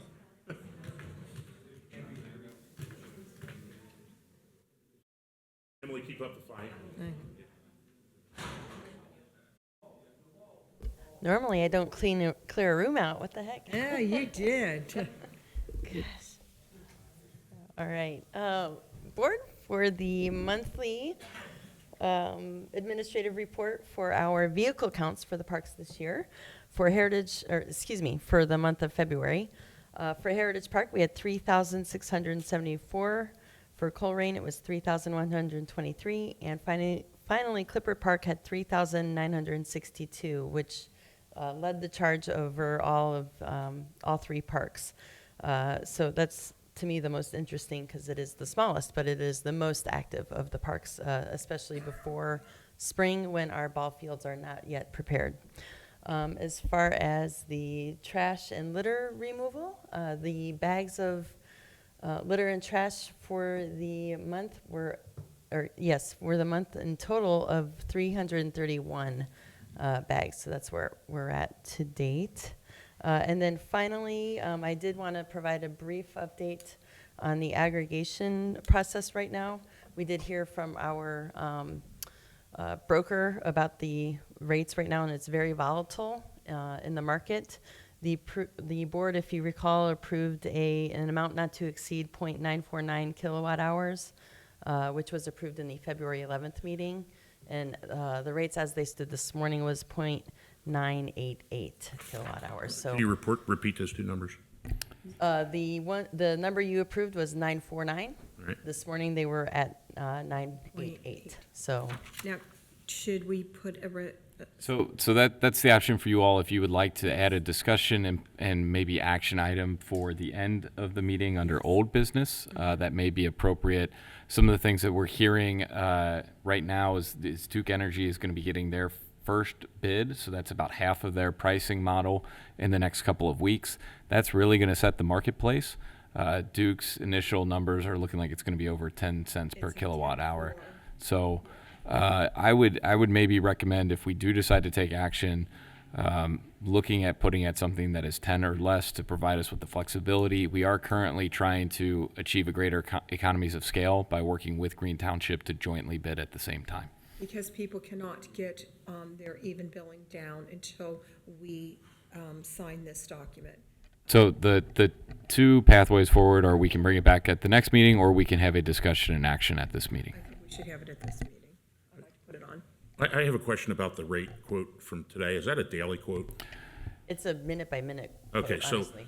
I think there's some significant artificial pricing in the market right now with the Especially after yesterday, with yeah. the tariff tiff, and one of the Canada's new prime minister said he's going to cut off electricity. I would assume that causes a price bounce. I don't know if today's price necessarily is reflective of where the market technically is. That's my only issue with. I think you're correct. I think what we're hearing is there's a lot of uncertainty in the market, and so they are the suppliers are being very, very conservative in what they are offering to hedge their bets, because if they're locking into a long-term deal, they want to make the most amount of profit possible, and that's where, if we can come to a rate that makes sense, that would still provide the flexibility if the right number comes forward and the market does start to stabilize. Otherwise, one of the other options are we let the program lapse for a period of time and we can revisit it later. That's almost to the point what we did with natural gas back when we were having the uncertainty related to oil and everything going on in Russia and Ukraine a year and a half ago. And it's kind of been love them or hate them. It's been my experience of now watching 4.5 years of President Trump is that these things hit a peak, and then there's negotiation and things kind of settle down after that. So my anticipation would be in a month or two that we have much more accurate market price with not the threat of Canada cutting off electricity to 5 states. And I was just corrected. Duke's at 10.25. So I would recommend, based on the conversation, that there's a motion to amend the agenda to add under old business aggregation, motion authorizing township administrator to enter into an aggregation price. I'll second Kathy's motion so we can have that discussion when we Okay. get to that point. Gotcha. Okay. So we have a vote then? Ms. Orich? Yes. Mr. Unger? Yes. Mr. Waller? Yes. Is that it? That's it. All right. And I have one final administrative report. That's going to be Helen Tracy Naren, who's going to unveil our new township annual report. So this is an initiative that she was working on over most of Q1. This is going to be a nice document that summarizes what we do as an organization, and yield the floor to you, Helen. Welcome. Hello, good evening, board. So this, like Jeff said, has been a project of mine. All of the data in here is built off of numbers that residents or anyone who wants to see can get. They're all readily available through Colerain.org. I do have some printed copies for anyone here or in the audience would like a copy. It's From what I've heard, it's been a while since we've had an annual report, certainly not in the 3 years that I've been here. But this is a great way to summarize and highlight a lot of what the township is doing. You'll see some of it has finance department breakdowns. A lot of it is police and fire numbers. So some of the ones to really look for in this document, the amount of ALS and BLS life support runs we go on for a fire department, all of the community risk reduction programs that we have, all of the community events. So if you're new to Colerain Township, if you're interested to see what exactly have we been doing for the past year, this is a great way of getting a snapshot of all of that. Some things that I wanted to highlight: auto theft, comparing 2024 to 2015, has tripled. That's a huge one. However, theft in general is half of what it was in 2015. So these trends are not unique to Colerain Township, especially the auto theft. Chief Cordy tells me it's something that all law enforcement is facing across the country. Certainly the little key hack for specific cars did not help. That went out on TikTok. Other things that I want to highlight too is on the development page. We have a number of really fantastic projects that are either in the works or coming to Colerain Township. For the commercial projects alone, it's $146 million, which is staggering. It's just great. So there's a lot of people doing a lot of great work, and that's all highlighted in this report. So people can get it now on Colerain.org under the administration tab, or like I said, I have some printed copies. Thank you. Thank you. Thank you for the hard work. Nice. Very good work. Thank you. I would love one. Thank you. Thank you so much. And Thank board, you. I believe that will conclude administrative reports unless you all have any questions for me. Not at this moment. Not right this Who second. wants? Okay, we'll go to the trustee report. Who wants to go first tonight? I'll go quickly. Okay. Thank you to those that did show up. I'm looking at several empty chairs out there now. As I said, if you want to learn about dog laws, go to Ohio Revised Code 955. You can look it up on any computer. It's we follow the laws, and they are to be enforced by the county dog warden, and it sounds like there's maybe some changes in the offing for that. There's a lot of different neighborhood organizations in Colerain Township. This organization is Colerain Township. There's people that use names similar to ours. There's Greater Northbrook. There's Colerain Council of Neighborhoods. Those are not official township organizations. Our organization uses this letterhead, and it's called Colerain Township, Ohio. So we certainly encourage citizen participation in any groups that they want to be a part of, but we are Colerain Township, and this is our administration building, and these are the elected officials, Mr. Baker and my two fellow trustees. I didn't get the answer if those dogs had tags or not, but that's another part of Ohio 955 revised code requires them to have tags, so I don't know that the dog warden even ever issued a license for them. I always give out my cell phone number at these meetings, 513-404-3057, and some of the places I've responded in the last couple weeks. And Jeff's working with me on an issue on Dunlap Drive. There's even more activity over on Hawkhurst at this point. And there's another property over on Burnside that we're working on. A couple weeks ago, I was coming down the 4-lane on Blue Rock Road, and I saw our litter pickup truck out there doing what they're supposed to be doing. And it's middle of the day, and the guys were out of the truck and going along the side of the road, and all work is meaningful, and keeping that stretch of road and all of our roads clean is a great initiative that this board started, and I think that our litter pickup guys do great work. And with that, I will yield to the other two trustees. Are you long or short? Short. And if I may add, Ned just informed me that the Groesbeck Library is able to help with printing off copies of those reports if folks do not have computer access. You So want to have them, Tracy, we can give one.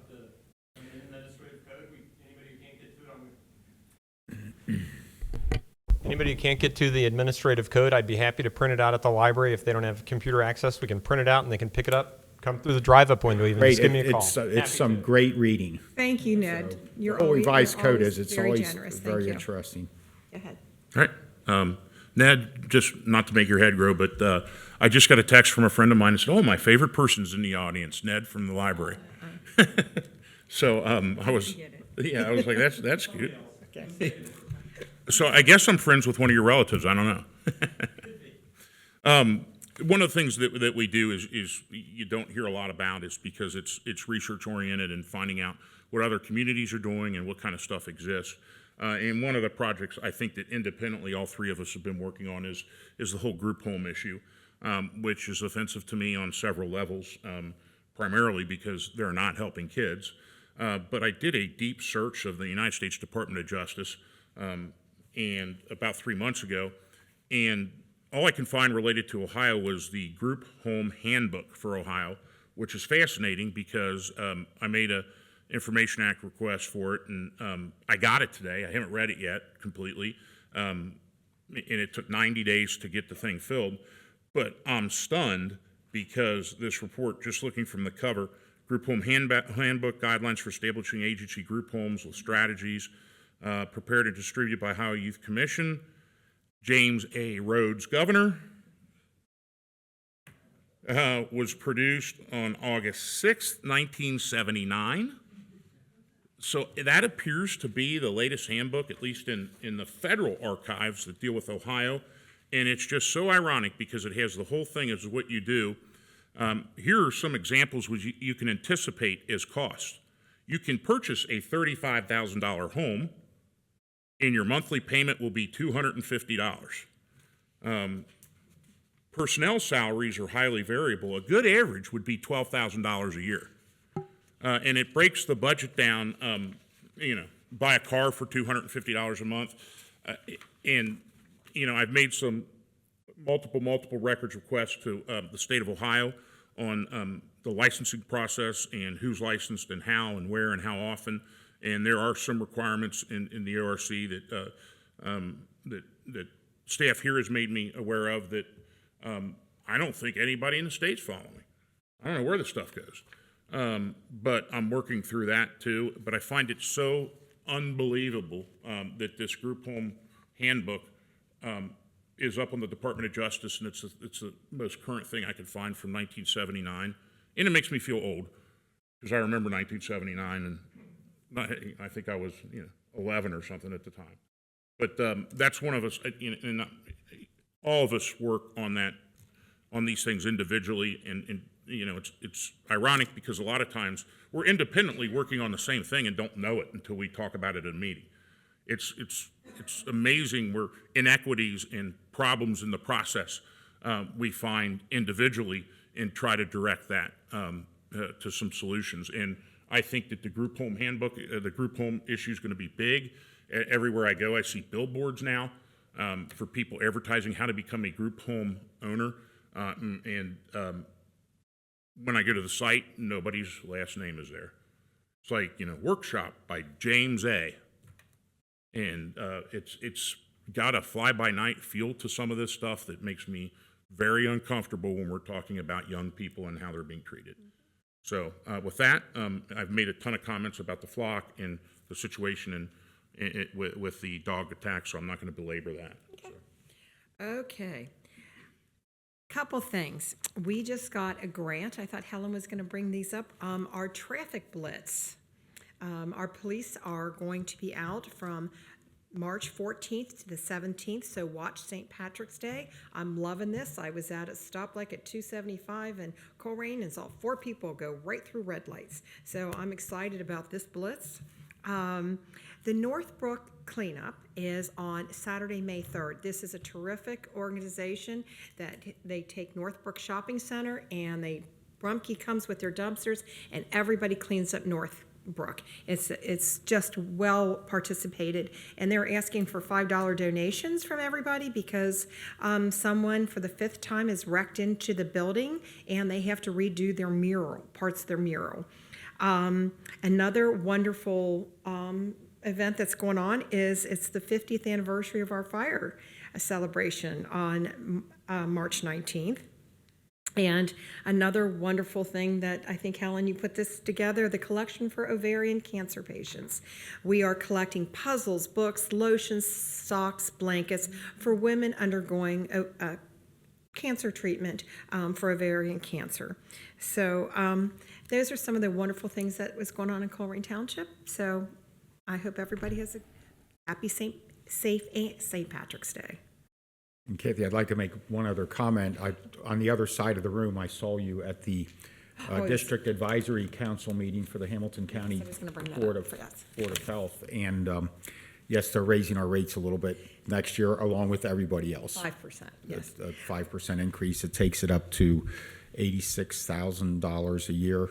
And for that, We get a lot.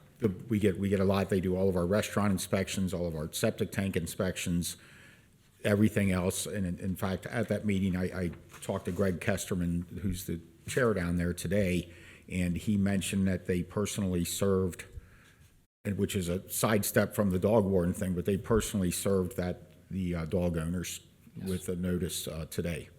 And normally they mail that stuff, but he said somebody drove it out there, so. Lots of activity. And lots of activities, no question. Yes. And since we do have some water issues in the spring, the Hamilton County does have a WPCLF, Water Pollution Control Lawn Fund, and they gave out $1.4 million last year. So if you have some flooding issues around your house, you can apply for these grants through Hamilton County. And also, they have lead and hazardous reductions in homes. There was a home in Springfield Township that had mold, and they put a sub pump in and drainage and some roofs. So please call 513-421-LED. Hamilton County does have programs for our residents that need help. Thank you. Yeah, I'm sorry, I just say one other thing for the common good. Never done, but if you're like me, you've gotten probably 40 text messages in the last 2 days about the money due for running a toll. They're all fake. Oh, yeah. Yeah. I don't know what happened, where, and who got what, but I literally get, 1 hour today, I got like 6 or 7 from 10 a.m. to 11 a.m. Ignore them, report them as spam, delete them, don't click on them. You're not going to get a text. I think the closest tolls might be Louisville or Cleveland. Well, Louisville's closer. You're not going to get text about that. You'll get something in the mail that the toll cameras will pick up. Those are all fake. Just FYI. They all say Ohio Turnpike on them, the ones that I got last week. And I think Channel 5 did a news story on it as well. Well, you got ones because Dan, I reported you. I was not on the Ohio Turnpike anytime, and none of my current automobiles have been there to my knowledge. All right. So next on the agenda is new business. The first few items will be presented by Police Chief Ed Cordy. And while he's walking up, I'm going to wish everyone a happy April Fool's Day as well, since we won't see everyone between now and Oh, no. That's your favorite holiday, isn't it? And that's connected with Ed that you've. That has no connection to Ed whatsoever. Okay, just asking. Welcome back, Chief. Thank you. The first few items. Let's see. Item A is a resolution to dispose of township vehicles and equipment valued at greater than $2,500. Rationale here is that we're constantly looking at our fleet. We're looking at what's available, what's in value, what's not in value, and we're looking at different ways to maximize the amount of money that we can get from each one of our vehicles. While looking at this and doing the evaluation, we found 7 vehicles that were in need of being replacement. Most of these Ford Explorers either have blown engines or transmission issues, and were no longer safe to be going out on the road. So we've had them, unfortunately, just sitting in our lot for the last couple of years just because we needed to wait till where we could buy a couple cars again, and that's where we are. So that's the purpose of this one here, and I recommend the adoption of this resolution. A motion, we adopt a resolution to dispose of township vehicles and equipment valued at greater than $2,500. I'll second. Any discussion? None. None. Ms. Orich? Yes. Mr. Unger? Yes. Mr. Waller? Yes. Okay, item B is a resolution declaring nuisance and ordering abatement. This resolution allows for the removal of uncontrolled vegetation and/or refuge at the following properties: 6635 July Court, 2562 Mariposa Street, 2551 Merritt View Lane, 9981 Skyridge Drive, 2848 Springdale Road, and 10242 Spring Knob Court. Recommend adoption of the resolution. A motion, we approve the resolution declaring nuisance and ordering abatement at the properties detailed in the agenda and by Chief Cordy. I'll second. Ms. Orich? Yes. Mr. Unger? Yes. Mr. Waller? Yes. Thank you. Item C is a resolution declaring a junk motor vehicle at 2378 Roosevelt Avenue. At that address, there is a 2000 black BMW, a 328i with no license plate. Recommend adoption of the resolution. I'll motion to adopt a resolution declaring a junk motor vehicle on 2378 Roosevelt Avenue. I'll second Matt's motion. Ms. Orich? Yes. Mr. Unger? Yes. Mr. Waller? Yes.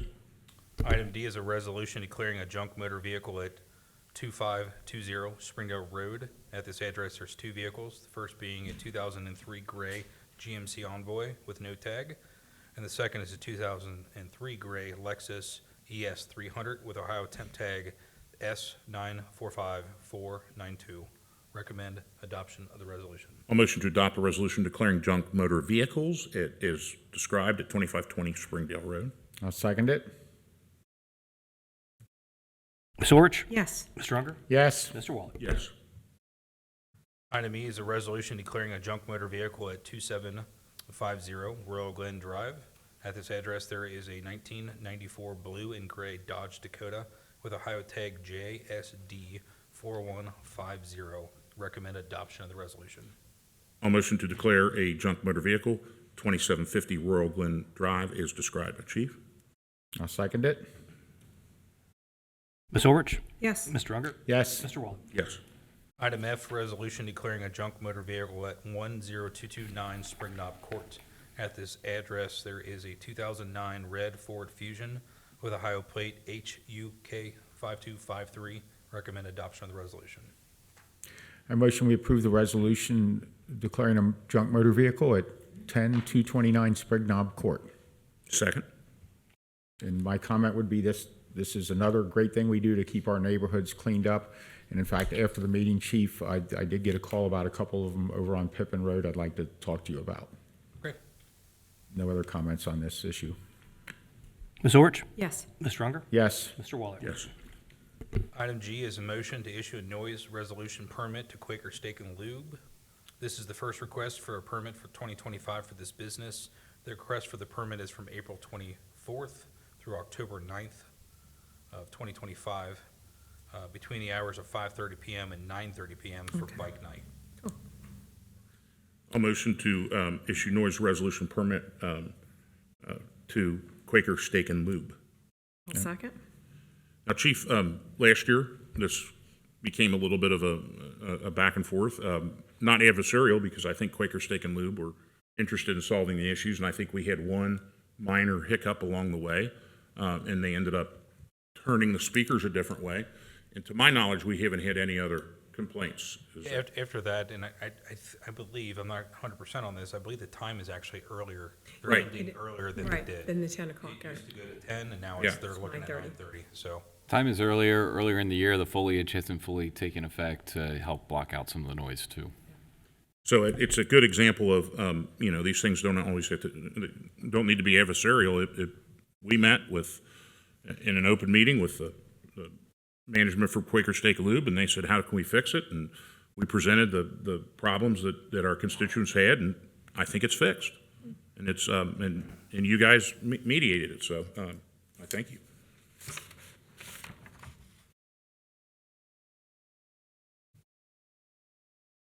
Oh, did you motion?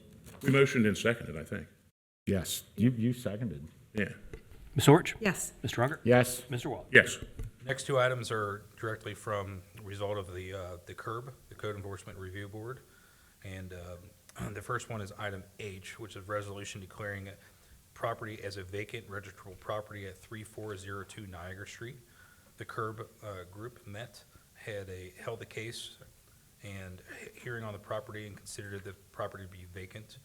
The CURB passed a motion recommending the Board of Trustees declare this property is vacant, resolve that it be registered, fees assessed against the property. And again, that address is 3402 Niagara Street. Recommend adoption of the resolution. A motion, we approve the resolution declaring the property located at 3402 Niagara Street as a vacant registrable property. Second.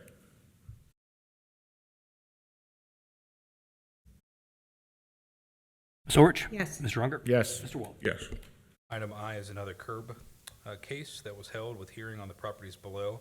Based on the review, CURB passed a motion to recommend the Board of Trustees declare these properties, all of which are owned by the same owner, as subject to compliance with the Colerain Township Rental Registration Program and fees assessed.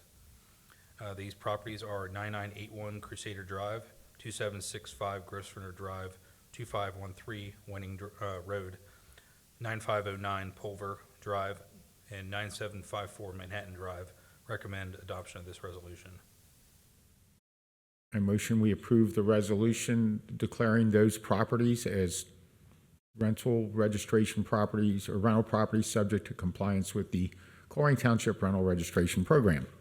I'll second. Ms. Orch? Yes. Mr. Unger? Yes. Mr. Waller? Yes. And thank you, Curb. Thank you. Thank you, Board. The next item will be presented by Fire Chief Alan Walls.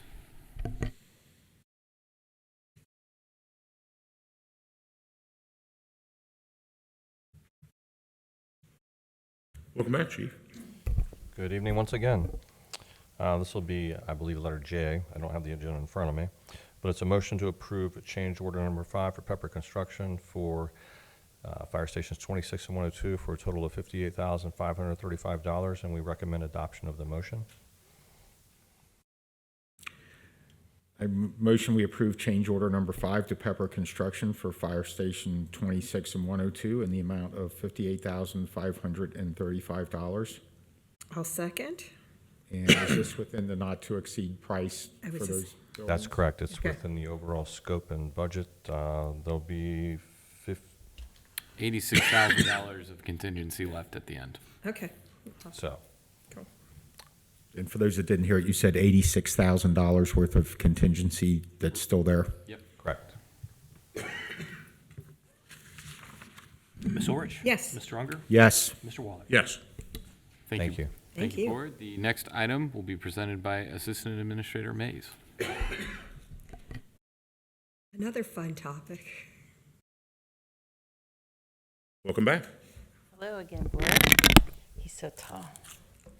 All right, for this evening, we've got one item for the Public Services agenda, and it is a motion authorizing participation in the 2025 ODOT SALT contract. Information can be found on page 47 of your agenda packets.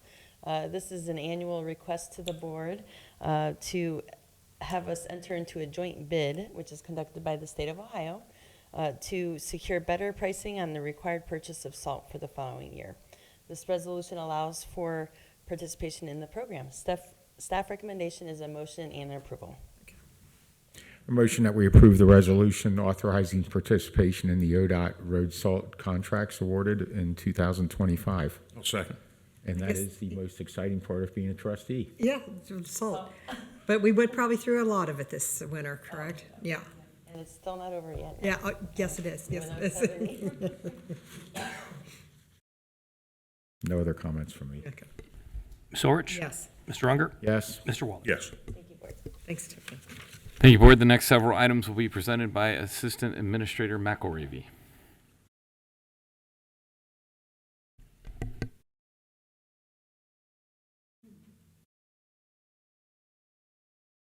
Welcome, sir. Good evening. The next item on the agenda is on page 52, page 51 of your board packet. And this is a motion to set a work session on the long-term township financial outlook and the town center TIF for April 22nd of 2025. Staff recommendation is adoption of the motion. A motion that we would set a work session for the long-term township financial outlook and the town center TIF for April 22nd at 6 p.m. Second. Ms. Orich? Yes. Mr. Unger? Yes. Mr. Waller? Yes. The next item is on page 52 of the board packet, and this has to do with the board's interest in establishing a capital reserve, something that has been happening over the last several budget cycles. The net surplus at the end of 2024 was 1.5 million, give or take. So the staff recommendation is that 500,000 of that total be set aside and placed into the capital reserve, and that will bring the total available in the capital reserve to just under $1.7 million. Staff recommendation is adoption of the motion. A motion to adopt. Motion to adopt a motion to direct $500,000 to the capital reserve fund. I'll second. A couple years ago, thank you to my fellow trustees, I introduced this to with the idea that the two words I hate most in government are deferred maintenance, and unfortunately, our system encourages that because you don't get elected for saving money. You oftentimes get elected for what you've spent and what you've done. And as kind of fiscally conservative, that's not me at all. So I'm so happy that we have this together. We're not going to wake up one day and have things that are 50 years old and falling apart. I think it's a moral obligation to the voters and a moral obligation to our children. So thank you. Ms. Orich? Yes. Mr. Unger? Yes. Mr. Waller? Yes. Thank you, Board. The next item will be presented by Assistant Administrator Mays. Oh, sorry. McElravy has one more. I'm jumping ahead. Yeah, there's a resolution to your permanent appropriations. Yes. So the final item that I'm presenting is begins on page 53 of your board packet. This is the final step in the process for the strategic plan and budget for 2025, and that is the adoption of permanent appropriations. Following in the vein of the conversation about capital items, the vast majority of the expense that is recommended in permanent appropriations, that is an increase over temporary appropriations, are capital items, including police cruisers and the purchase of a new fire engine. The changes of significance are included in the board packet. I'm happy to go through each of these points individually, or if you prefer to move on, you can do that as well. I'm fine either way. I think we've already previously discussed these, but if you want to go through them, go ahead. Okay. Very good. So in terms of the changes in appropriations for the general fund, there is $40,000 to replace the gutters in this building, which has been a chronic issue that has led to flooding in the basement and other structural issues with the building. There's an appropriations of $88,000 to draft right-of-way plans for the Springdale Sidewalk project, $8,200 for a transitional program with the Bureau of Workers' Compensation, $192,000 for parking lot improvements around the Public Services and Fire and EMS building, $10,000 for an update to an upgrade of the on-base servers and also a $1,000 contract with a company called Secure Cyber Defense that does a lot of our email protection and just overall digital threat management. And then finally, the $196,000 in the police cruisers that I mentioned.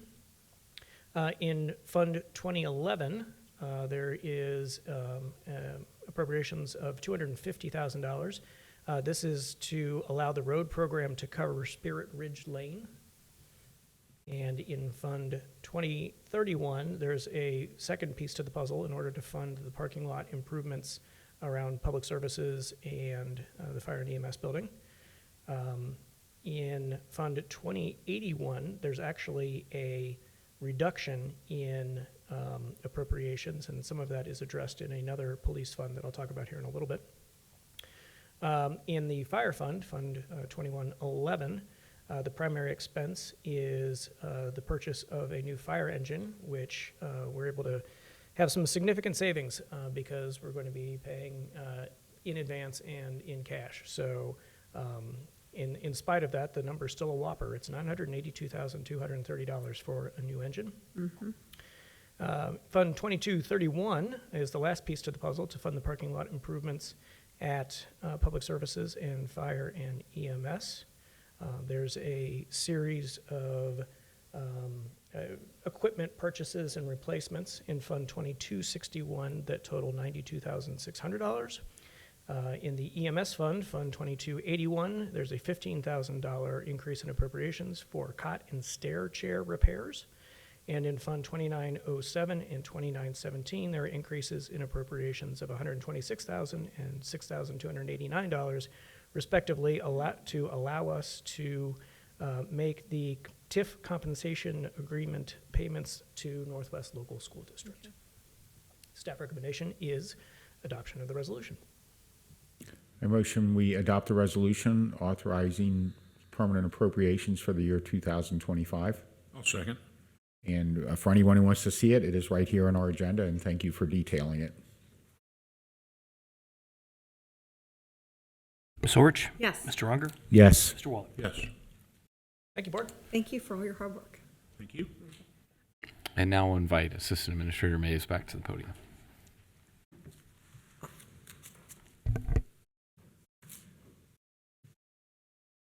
I would like to note for the record how high I jumped when he did call my name. You were on it. I was. Okay. For the administrative portion of the agenda, the item is a motion to approve partnered events exempt from application requirements in accordance with Township Policy 4.1, General Facility Rental and Special Events Policy. This information can be found on page 57 of your agenda packets. In that packet, you will notice a memo which outlines the 3 requirements that we are enforcing for the township to exempt these nonprofits, and that is to A, have a demonstrated track record of organizational effectiveness within the community, B, established nonprofit status supported by financial records from the past 2 years, and finally C, at least 2 years of successfully executed events that comply with all township policies. Staff recommendation is an adoption and approval of the resolution, or a motion, excuse me. It's a motion. Okay.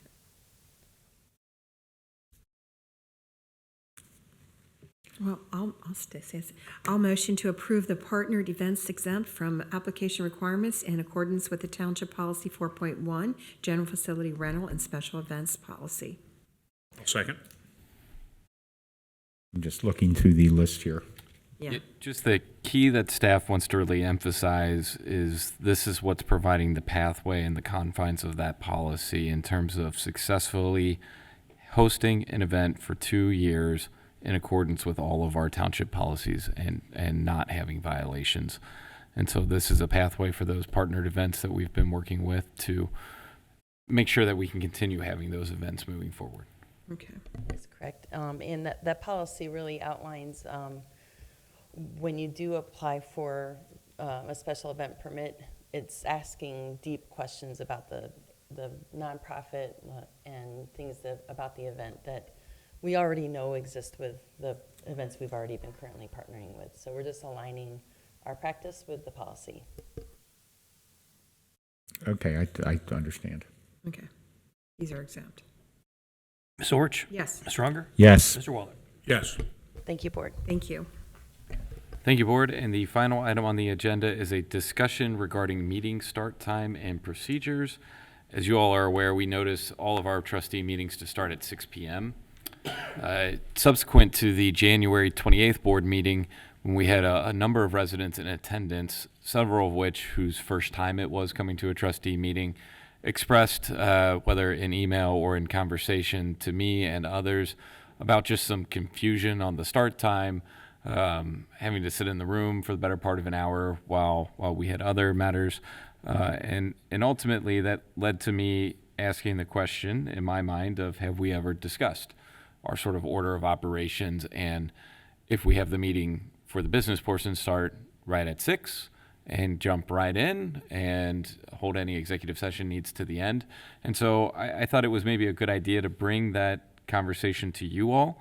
One of the other things that I've heard, and this was from at least one resident, is that when the meetings get lengthy and citizen comment goes on long, that they as an individual in the audience struggle to be able to stick around. And so in an effort to try to find ways to accommodate residents, I thought this was a worthwhile conversation to have, and entertain any feedback from you all as to whether or not we want to keep the agenda sort of structured the way we have it or look at some changes.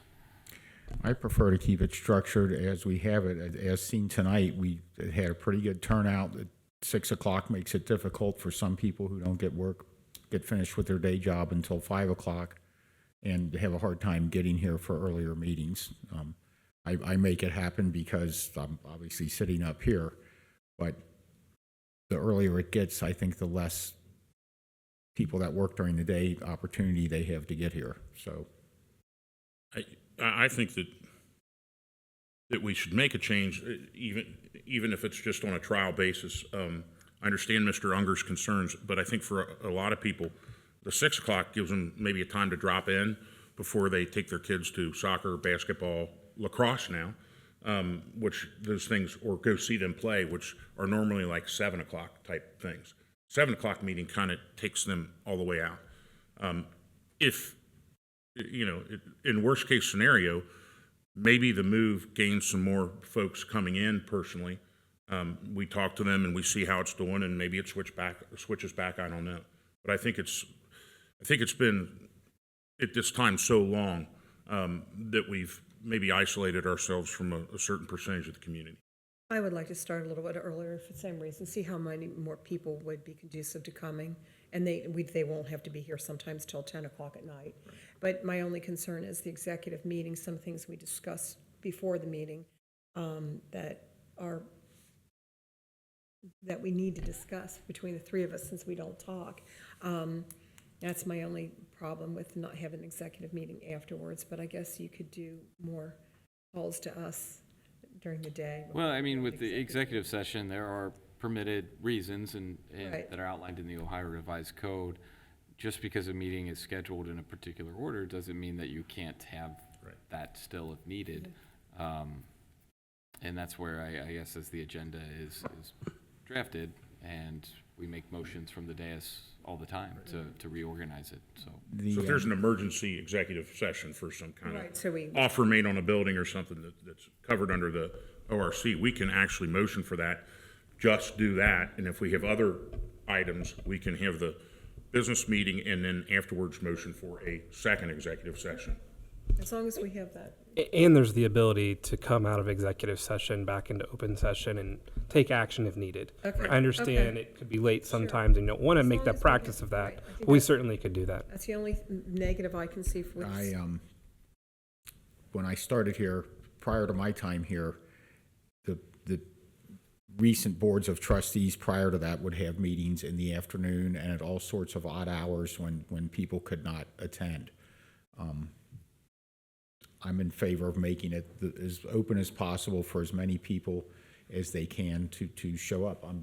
Just as a side note, I guess it wouldn't affect Waycross because they're here at 6 o'clock anyway. I've seen the other thing I did when I started here is an intensive review of 30 years worth of minutes in response to a citizen who wanted us to go back to the older way of doing things, and I read through 30 years worth of minutes. It took 6 months to do it. But what I saw in there was a lot of times the meeting would be 38 minutes into the meeting and the board would go, oh, we need to go discuss this. And then they would disappear into executive session for 35 or 40 minutes. And the people in the audience that were waiting for an agenda item to come up all of a sudden had another hour delay in hearing their agenda item come up. So having executive sessions in the middle of the meeting didn't seem like it was very citizen friendly. So if these two want to start the business portion at 6 and, go into executive session towards the end of the meeting, which right now, if we update our clock, it's 8:30, we'd be going into executive. If we had something else to discuss, it would be 9 o'clock before we went into executive session. I realize there's times in the middle of the meeting, hey, we need to talk about this employee. That's an executive session item. I just don't want to be interrupting in the middle of a meeting and have, like the crowd that was here earlier going, well, wait a minute, where's these guys going? Are they going to come back? When is it? At least right now, we know that there's a set time the business portion is going to start, and that's at 7 o'clock. So we just try it for a trial basis, do a 6 months trial basis and see. you want to.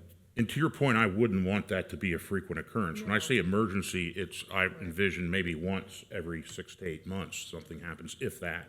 Would you want to start that with our June meeting then, which is after school's out? Sure, that's exactly, with all the soccer and everybody, yeah. And I think we have a responsibility to notice that pretty heavily, especially since there's been a rhythm established of 6-7, 6-7. All right, so what I just heard is that starting with the June meeting, since these meetings are already noticed publicly to start at 6, we'll have the agenda reorganized where the first item at 6 p.m. will be Pledge of Allegiance, and we will jump right into business, starting with June.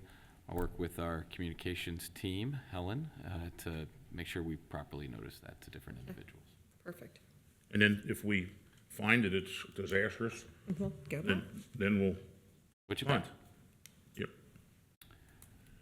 All right, with that, I believe we have one item of old business, and that is a discussion around electric aggregation. I believe the motion was to add an agenda item to provide the township administrator with authority to enter into an electric aggregation contract up to a certain dollar amount, but I don't know if you all have a number in mind, so I'm going to leave that sort of open. The last one was 9.85 that we agreed on, correct? 9.88 was the last offer 88. that was presented. And that we agreed to that one, correct?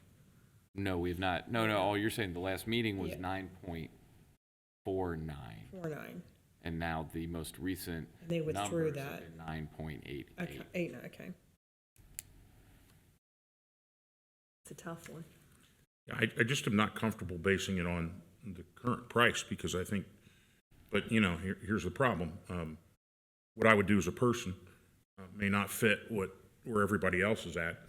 There's no way in the world I would personally negotiate a rate after the kerfuffle that's happened with tariffs and trade wars and things like that. It just seems like the worst possible time to negotiate that. Now, I'm mindful if the rate goes up to 10.5 or 10.8, then we got a problem. We should have jumped earlier. Anybody can opt out of the program. That's true. Absolutely. We're still under Duke's at the 9 point. We would, in theory, still be less than what the Duke rate is looking like it is going to be. And how long of a period would this be for? I believe what we've been going to market with is a 12-month contract, knowing the volatility of it. I think that 12 months from now, the price will settle down quite a bit. Part of all this you hear in the media about tariffs and, oh my God, we're going to have these problems. A lot of these other countries have those tariffs against our products and services, and that never comes up in the media. Canada has all sorts of tariffs against United States products going into Canada. And, to be fair about it, I think what's happening is just a negotiating tactic to get them to reduce the tariffs on a lot of other things, and it all settles out. When the president brought that up about Mexico, 2 days later, Mexico put 10,000. They agreed to secure the border, and it solved a lot of problems. I think it's just a negotiating tactic, and like Matt said, There's just a little kerfuffle about it right now, and I do think a couple months from now it will drift back down. In other countries also, in addition to the tariff, have non-tariff trade barriers that really. But you never hear about that. Right. It's not reported that way, so. And I think we should wait. I just don't think now is the best time, but I haven't watched this as intensively as maybe Jeff, as you have, so I have to kind of rely on your recommendation. What do you think on this? I think if we look at a number that provides some additional flexibility, that would be beneficial. In talking with Energy Alliances today and Green Township today, we both think that 9.8 is too high of a number for us to be entering into. That the recommendation would probably be to wait at that point. But some of the expressions that you all have just shared with the volatility of the market and the opportunity that it could peak higher, could drop substantively. That's what makes this kind of difficult. I was pulling up the Green Township resolution just to have that as perspective. Theirs actually just says to enter into whatever number Energy Alliances recommends. It doesn't provide a limit or cap for the administrator. I would maybe recommend, based off some of this conversation, maybe that we have a number that's closer to 9.885, and then if there's a need to revisit again at the next meeting, we'll revisit again. And what was it at the last time we approved a ceiling on it? 9.49. What about meeting in the middle at 9.6, and let's see if it comes down? I mean, honestly, any number that you guys provide, it's just you're providing flexibility to me. So that's where, with the volatility and how quickly these numbers come through. I mean, there was an offer on the table, and then 30 minutes later, it was pulled, and that was after we told them we want to sign. Before the document could get to us, it got pulled. So. Just the new rate from Duke, just to put it in perspective, somebody had a $93 even billing, and because of the 10.25, it went up to $141. And so it does affect people. That's the only reason. I don't want to see it go over 10.25, that we're still, marketable under Duke right now. So that's just. So I'm going to motion to set a new limit at 9.7. Okay, 9.7. At what, please? 9.7. I'll second Matt's motion. Okay, then let's do that. Okay. 9.7. With the idea that things could change tomorrow, and I don't want you to do 9.7 if they change dramatically. And you don't have to sign it, we're just authorizing you to. Yes. Okay. Ms. Orich? Yes. Mr. Unger? Yes. Mr. Waller? Yes. Thank you, Board. That concludes old business. We have several consent items. The first is a donation from the memory of Bill Grigsby. That's $170. Second item is a contract that I signed with Green Township. It is actually for them to provide us with a used fire engine that will not be a frontline engine. It will actually be used for training services. And in exchange for that, we will provide $2,500 worth of in-kind fleet management services.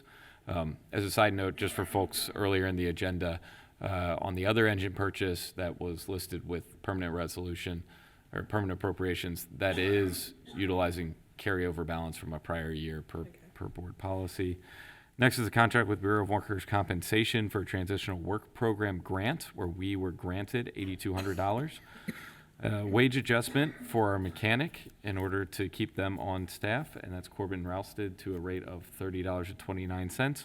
A similar wage adjustment for Code Enforcement Officer Nick Hopewell to $25.50.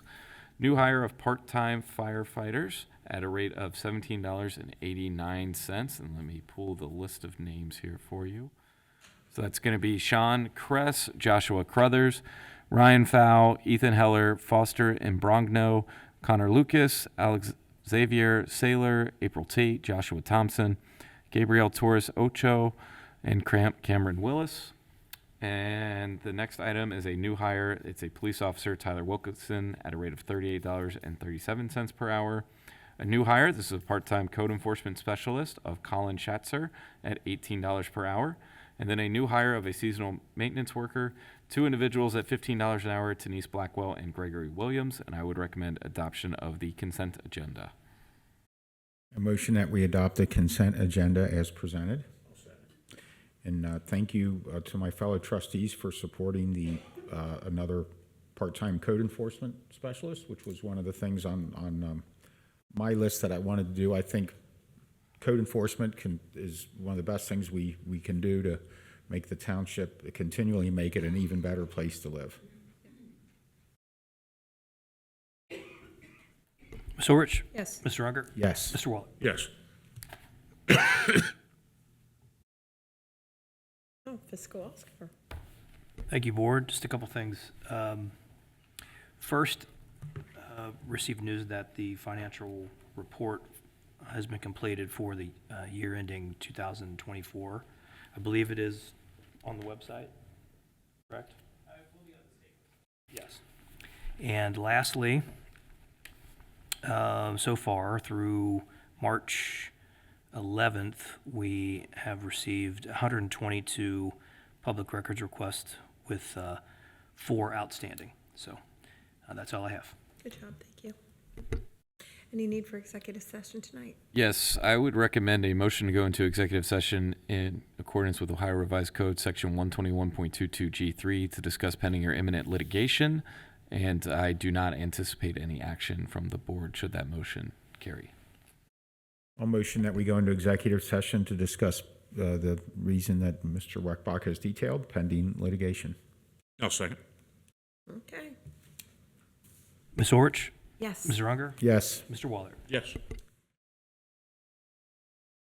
Okay, we're back at 9:17. Roll call. Ms. Orich? Here. Mr. Unger? Here. Mr. Waller? Here. Is there anything to report from executive session? Nothing to report. Motion to adjourn. Second. I'm sorry. Mr. Baker? Ms. Orich? Yes. Mr. Unger? Yes. Mr. Waller? Yes. Okay, we're adjourned at 9:17. Everyone.